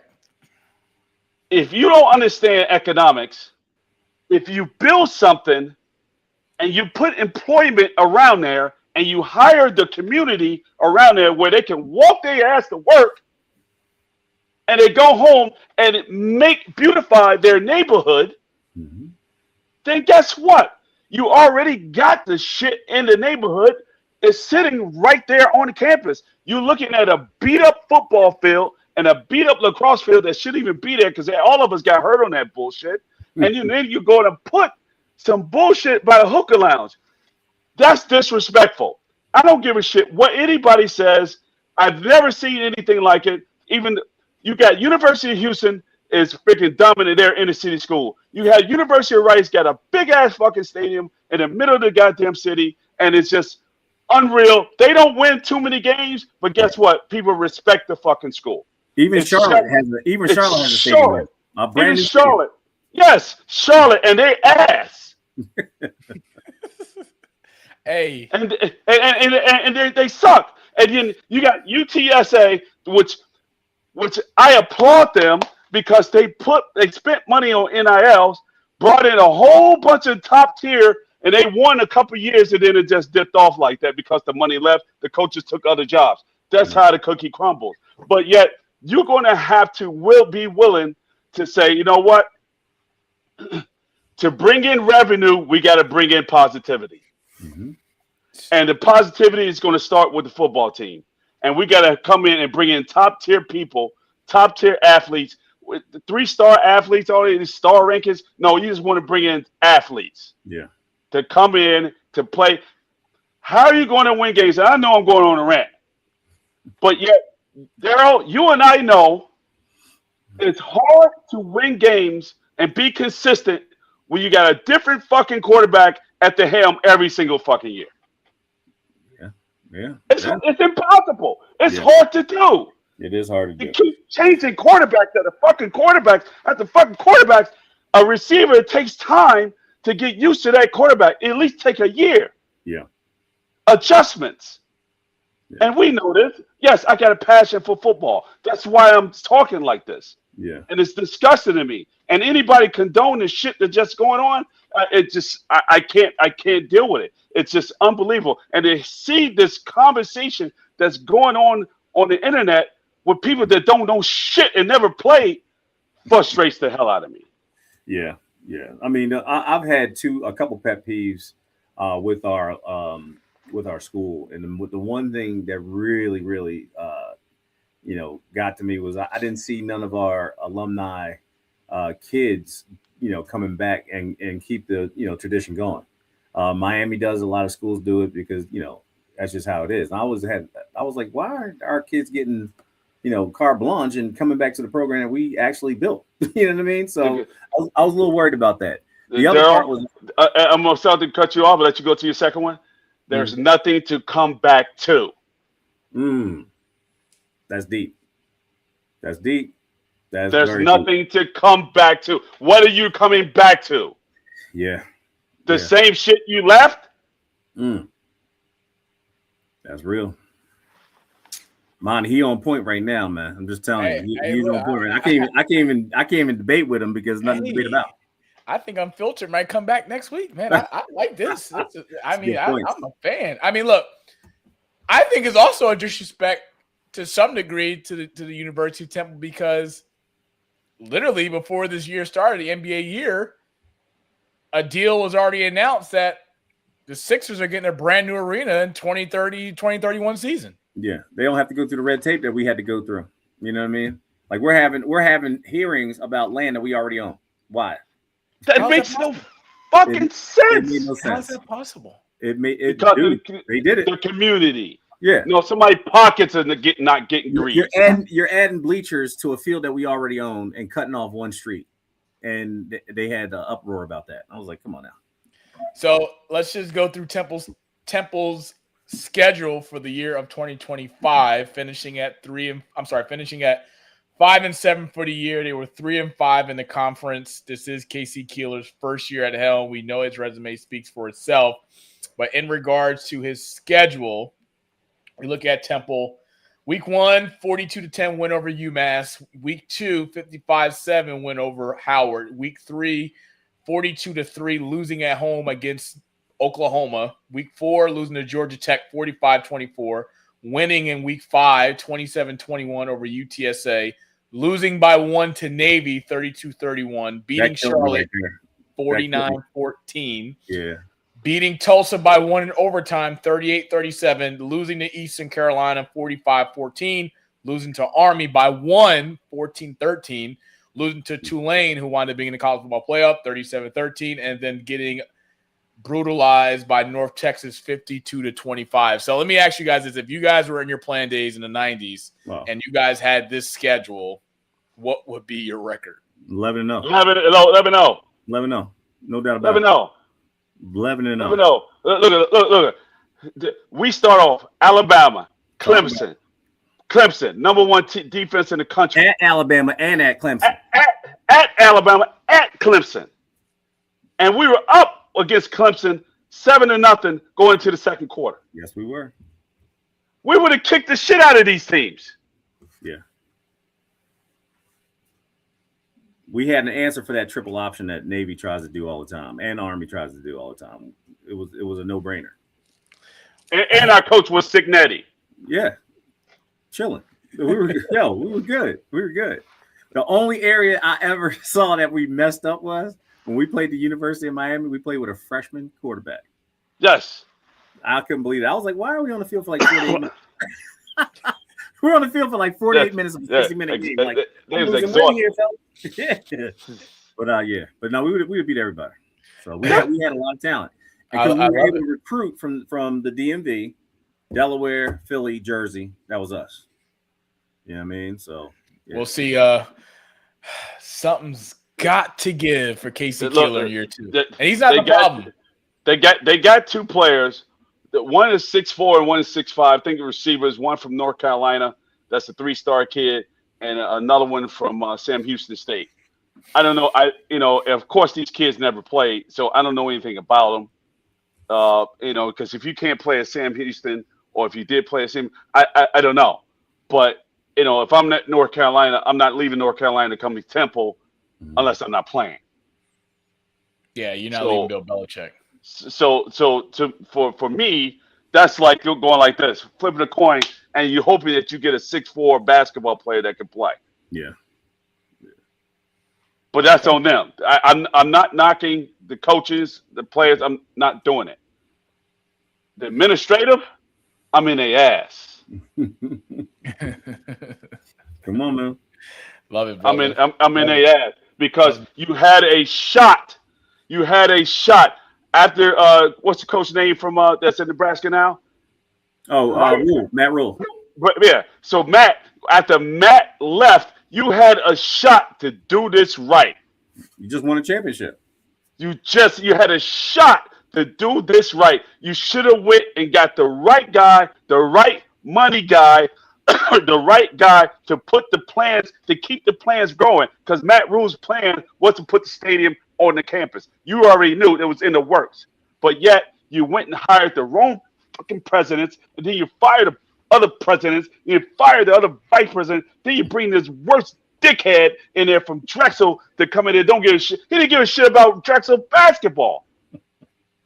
Well, to try to calm him down, a little historic fact: Matt Rule and also Collins, that was the head coach at Temple. They both started at Albright. Just a little tidbit there. A little historic facts. Hey, I'll be here all night. I love that. And public service announcement. Brian's first segment of Unfiltered will make its return next week. Congratulations, yes. It will make its return. Pat, Chris, we gotta put something together to because that was good. You're still in a 10-day contract. All right, don't. Y'all look crazy, man. Unfiltered is returning next week. It's still in a 10-day contract. That was a pretty good rant. And I know we got to get out of here. Let's get ready to go home. But Darryl, I would be disrespectful if I didn't ask you, because you are a head coach for Albright track and field. I'm sure you know what recruiting is like in terms of going to get the best to help your program elevate and to bring in some championships. But from what you have seen since being in your position, man, what are some of the challenges that you see from a high school perspective in terms of recruiting? The beautiful thing about being the head coach and going through the recruiting part is that, and also as a teacher at Academy Park High School, I'm noticing that the student athletes don't know how to apply for schools, when to apply for schools, and things of that nature. I'm surprised it's missed. If they're not getting a call from a college coach, they, especially some of the urban schools that I associate myself with, they don't know when to call coaches or when to apply and things of that nature. So we try to bring them to them. So one great thing that we do at our high school is we have college fairs where our students are forced to go into the gym and talk to colleges about their futures and things of that nature. And we have a very good counseling staff that really helps them do that. So for those who don't know, as far as the steps for an athlete that they need to take, academics is first. You got to make sure you take care of your classroom stuff. So you have to have 2.0 or above, or college coaches will say, okay, thank you, but no thank you. Build your profile. So create a detailed online profile. It could be with Huddle. It could be with NCSA, some of those things. Create highlight videos. Huddle does a very good job of doing it with football athletes. We need to get that with track and field. That's something I want to also try to build on. As coaches, we attend events, but the athletes need to attend events too, as far as going to their meets.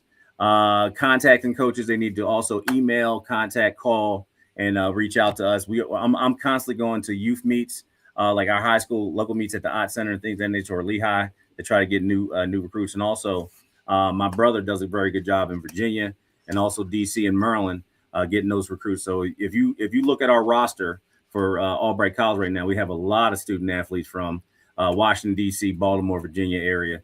And, that's all good. But I'm sorry, their teams didn't make the playoffs. But we'll talk about that later.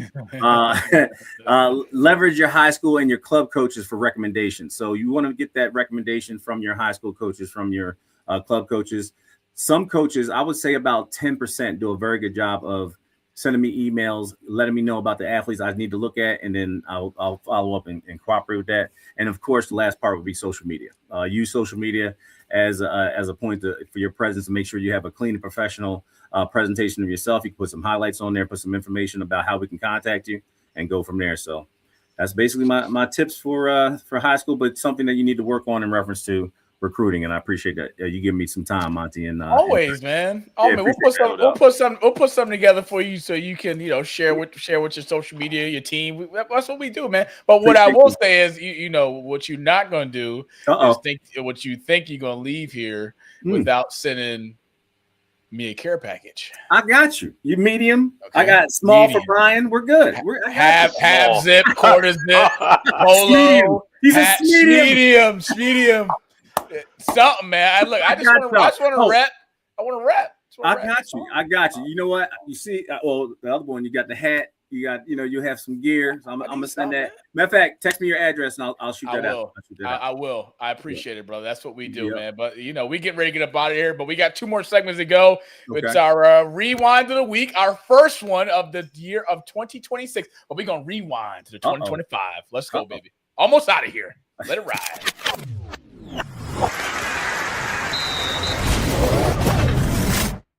And I beg your pardon on 2026 first episode edition of Rewind of the Week. It's the Michigan Wolverines men's basketball, ranked number 2 team in the country right now. Boy, did I tell you, did I say the number 2 team in the country? We should be number 1. Arizona should be number 1. We should be number 1. But the Michigan Wolverines 13-0 this year so far. You're beating teams like USC. Oh my God, we've had such an amazing year to start. I mean, we start off the year beating teams. Six of our games, we beat teams by over 30 points. I mean, we beat Oakland, we beat Wake Forest, we beat TCU, we beat San Diego State. We beat Auburn. They were ranked 21st in the country. Took care of them. Charles Barkley, we love you, but we're sorry. Gonzaga, because everybody's so desperately thinking that they can make a deep run this year in the tournament. They got blown out 101-61. Fast forward. Beat the living dog shit out of Rutgers, and I can't stand Rutgers. Screw them, screw the football program, screw the basketball program. I mean, you know what? Story, man. I don't know why I wasted my time to even go. I didn't like either team, but Oregon had just lost Indiana, and then the next game that following week was against Rutgers on the road. And it's going to be a long day at the office for Rutgers. And I was like, man, this game is over before it starts. You know what the score was at halftime? What's that? 2-3.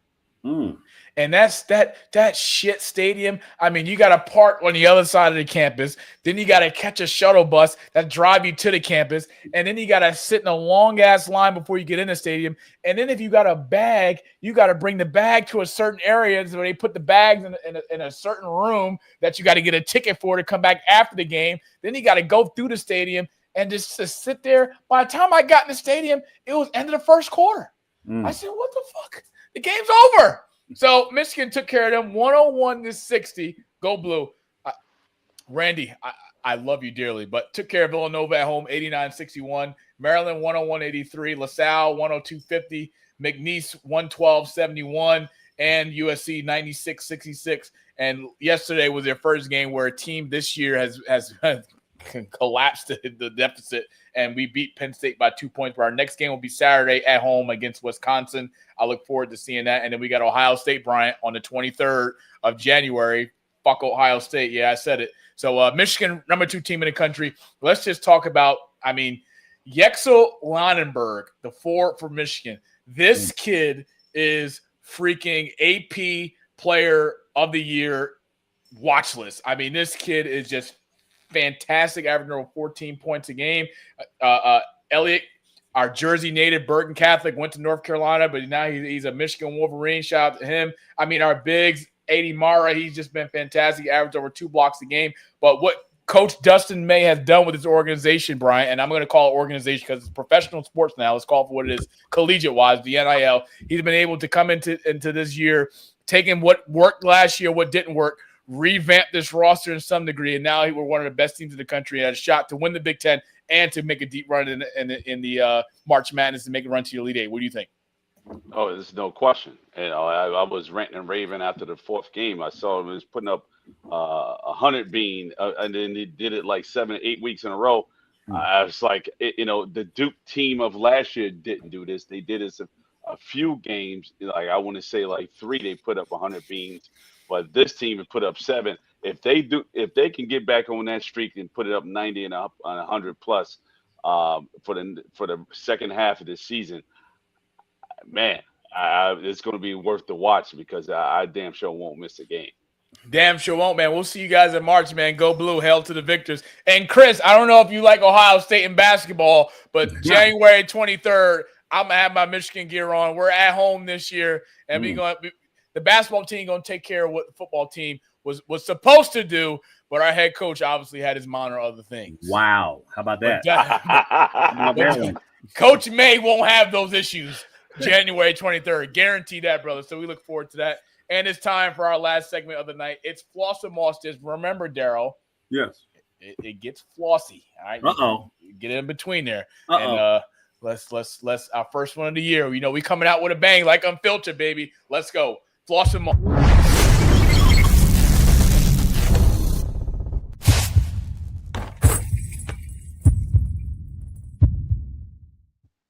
All right, hold on, Chris. Let's get Bryant's face in one more time because this is what he's probably going to think after I'm done with my segment.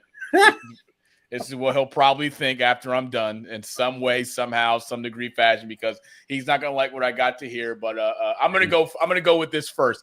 Here's my top 5 going into Wild Card Weekend this weekend. And Daryl, Bryant, let me know what you think. Here's my rankings from 1 to 5. And yes, I took the Rams out last week just because they lost a division game on Thursday night to Seattle, but I put them back in there. I had Houston at 5, but I'm going to go best 5 right now in the National Football. This is the best 5. I got Seattle at 1, number 1 defense in the league. However, I do not trust, let me say this one more time, I do not trust Sam Darnold in a playoff game to save Bryant's 401k plan and Darryl to save your retirement fund. I don't trust Sam Darnold to save a lick. Defensively, they carried the Seattle Seahawks to win 13-3. I mean, if he's only got to put up a touchdown a week, I mean, listen, I see Seattle is a team, but I don't see Seattle making a deep run. Defensively, they're number 1, hands down. McDonald's got that defense clicking. I love their front forward. They're fast. They can get to the quarterback. I love their blitz packages that they implement. But offensively, Seattle's got to be able to throw the football. He did the same thing in Minnesota last year. He had Justin Jefferson there. He had a really good offense in Minnesota. Didn't even get out of the first round. However, he don't have the defense that he's got in Seattle. Defense wins championships. All you need to do is play superb mediocre in the NFL, and you'll make it.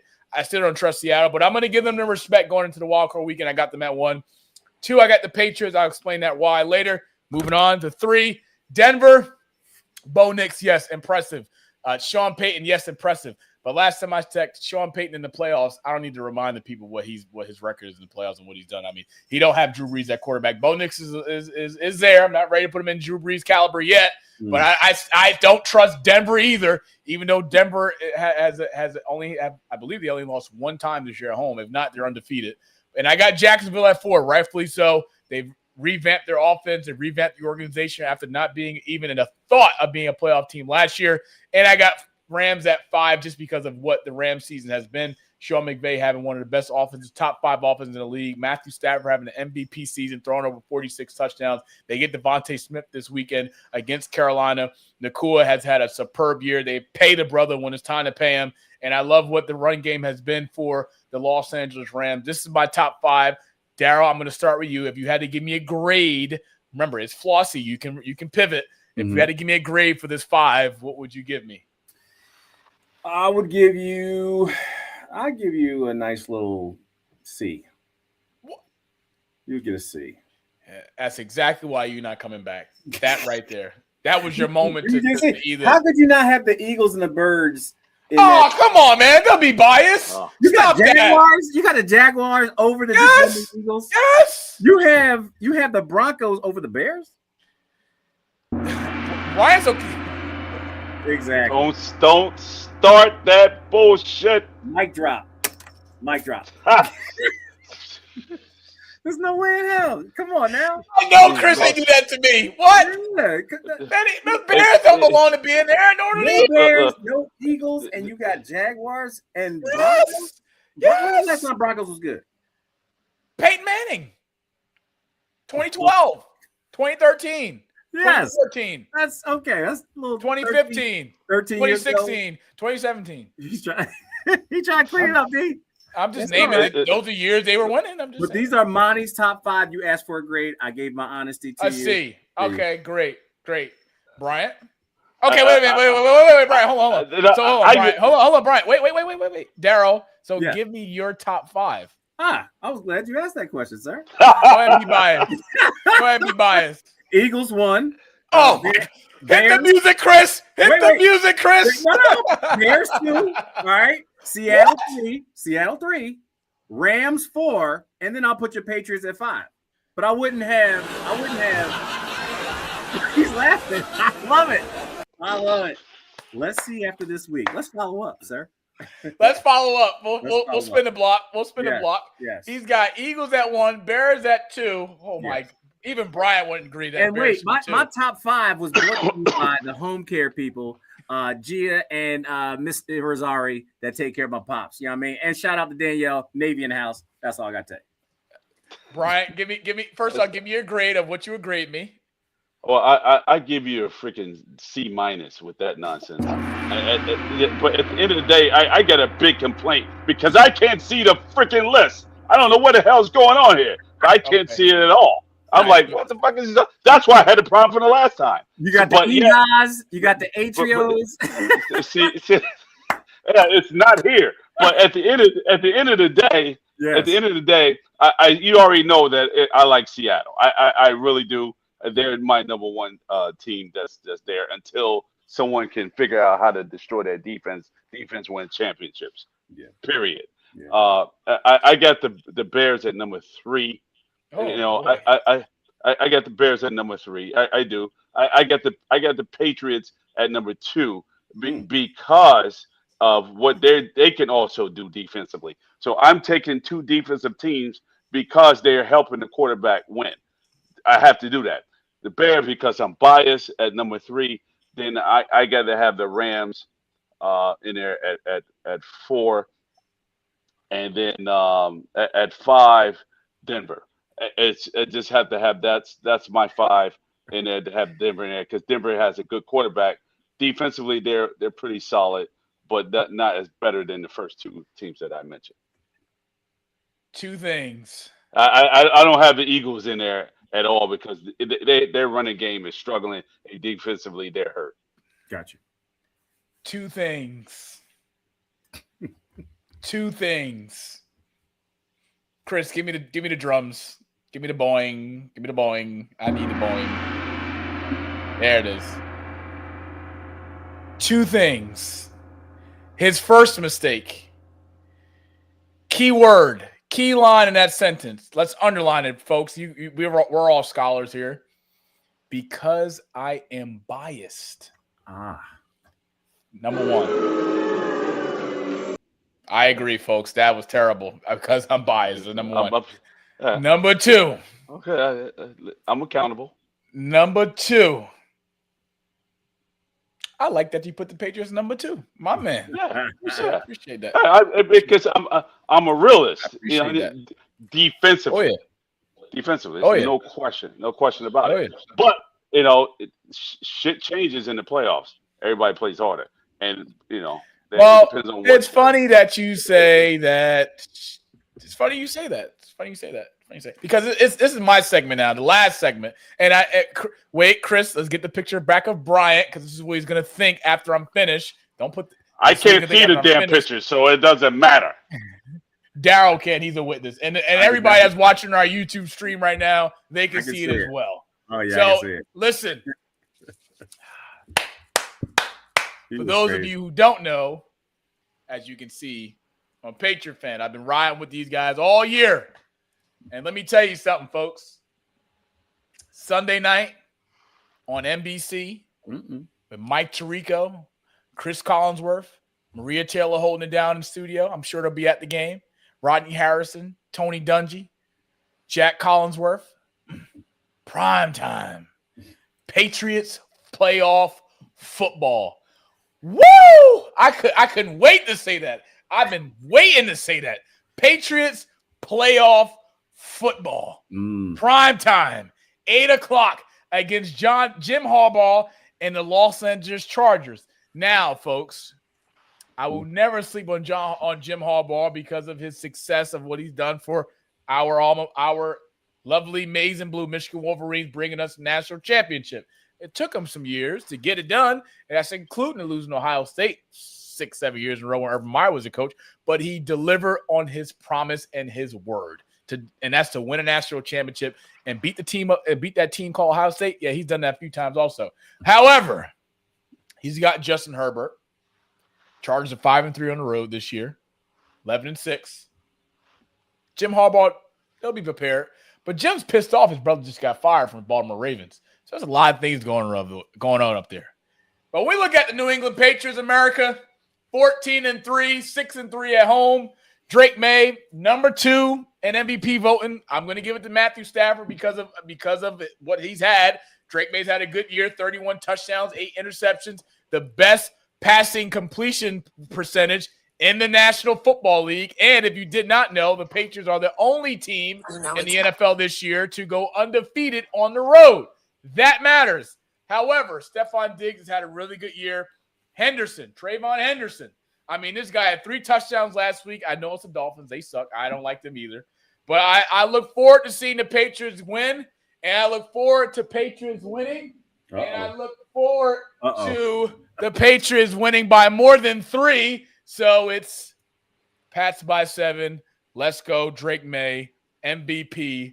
Let it ride. Patriots winning to advance to the second round of the NFL playoffs, and I can't wait. Mike Vrabel, let's go. Robert Kraft, let's go. Hell, bring Cardi B. Let's go. You know what Robert Kraft need to do is give me a call and put me in the suite with him. I got something we can talk about. All right, Drake May, playoff football in Foxborough. Ooh, it's going to be cold in Foxborough. You know them boys from L.A., they don't like that cold. They don't like that cold, them boys from L.A. I mean, Jim Harbaugh, he knows thinking too about that cold from Michigan. But, boy, you know Justin Herbert, he's Sunny Boy. You know them Sunny boys from California. It's going to be cold in Foxborough. Patriots! We'll see you guys next week when New England beats Los Angeles Chargers to advance to the second round of NFL playoffs. Thank you, Chris. Thank you. And that's this week edition of Floss with Moss, brought to you by Global Sports Entertainment 3. And, man, it's been a great episode. So, Darryl. Yes. Before you go. Yes. Telling people where they can find you, where they can support you, and what are some things that's going on in your world as you come back from, or just returning, I should say, from winter break. Yes. Well, from winter break, we have a lot of our student athletes who have started off revamping what Albright track and field is. So shout out to Neek, who's top 8. Well, she's top 36 right now in Mid-Atlantic. We have Alyssa, 16th ranked. Anaya, that's 39th ranked in the 400. Alyssa, 21st ranked in the 800. Maisie, she's 21st in the mile, 26th in the 5,000. Our 4x4 ladies are top 10. So I got to love that. Shout out to the fellas. My man Bea is ranked 28th in 200 in the Mid-Atlantic. I'm talking Mid-Atlantic region, not our MAC conference. We have a freshman named Pridgeon, 53-15. He's ranked 37th in the 400. My man Ev from Maryland, he's a Baltimore fan. He's ranked 35th right now in the mile. Our 4x4 men's is ranked 16th. We have a high jumper is ranked 3rd in all of Mid-Atlantic right now. He's only a freshman. So we actually have 3 freshman jumpers, and they're ranked 3rd, 22nd, and 38th. And my man Pridgeon's ranked 48th in the long jump. So we got things to do. We have some recruits coming in. That's real good. So Albright's looking real good. Shout out to my doctor. My son got his doctorate, Shane. So got to give a shout out again. Yep, Sean. Congrats, Shane. Yes, Sean. Congrats, Shane. Over in Brazil. Just tried out for the United Football League, and my daughter just got back from Germany. So busy house, but everybody's doing what they're supposed to do, man. But thank you so much for having me on this great show, guys. I appreciate it. Always a pleasure. Always a pleasure. Thank you. Bryant, final word before we sign off. Episode 46, first of the new year. Hey, look, I'm looking forward to next year's Unfiltered. I mean, not next year, but next episode Unfiltered. Oh, 2027. Okay, we can bring that back in 27. No problem. We're going to do that shit this year. We're gonna do this shit this year. And Daryl, it's 10-day contract. No, that shit's in the contract forever. Come on. Hey, I'm gonna end it like this. TU fam, I would never forget the time that we were in class together and we did that skit. And, come on, man. We did that skit, and you was in a wheelchair. Yes. And I sat there and was saying, X, Y, and Z in the skit, and you shook my hand. You stood up. I was done. Yo, listen, man. Listen, we had a ball, man. A ball. But I'll tell everybody, my best time I've ever had on a recruiting visit was your visit. That was the best visit I ever did. You know what I mean? So, doubt. Big time. But, yo, y'all doing big things, man. Thank you for having me on. Bring me back anytime.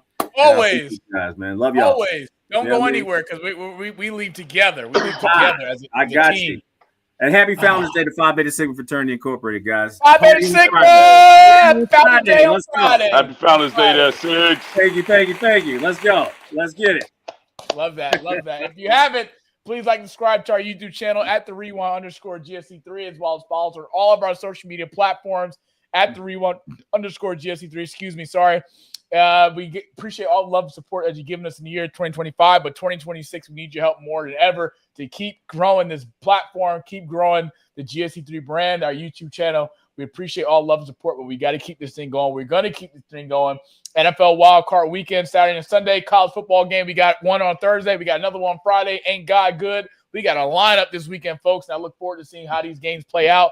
Man, it's been an awesome time to having our guy, Daryl Nelson, on. He'll be back.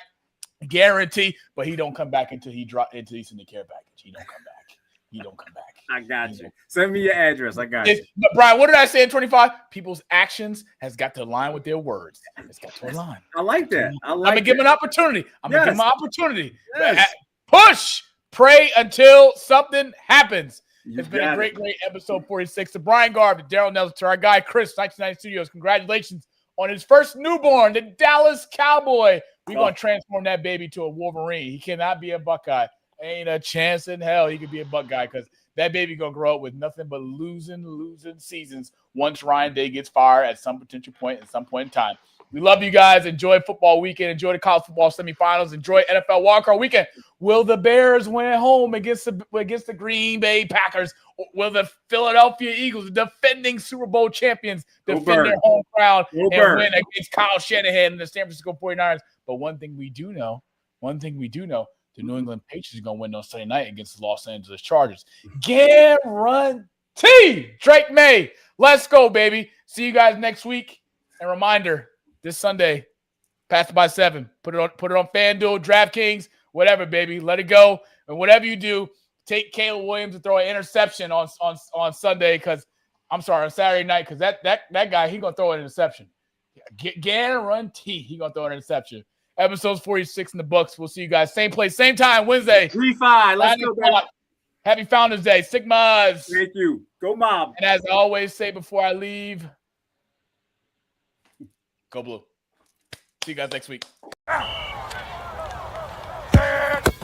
Let's go! I was checking out the scouting report, and I don't see nothing but bums. You and your whole entire world know that I am the one. You and your squad ain't got nothing for me. Your organization is looking stressed, and now that you haters is running from me, I know that you see that I'm highly blessed. Here we go. Yeah, we live with your boy Coach G. Yeah, we live with your boy Monte. You and your squad ain't got nothing for me. Your organization is looking stressed, and now that you haters is running from me,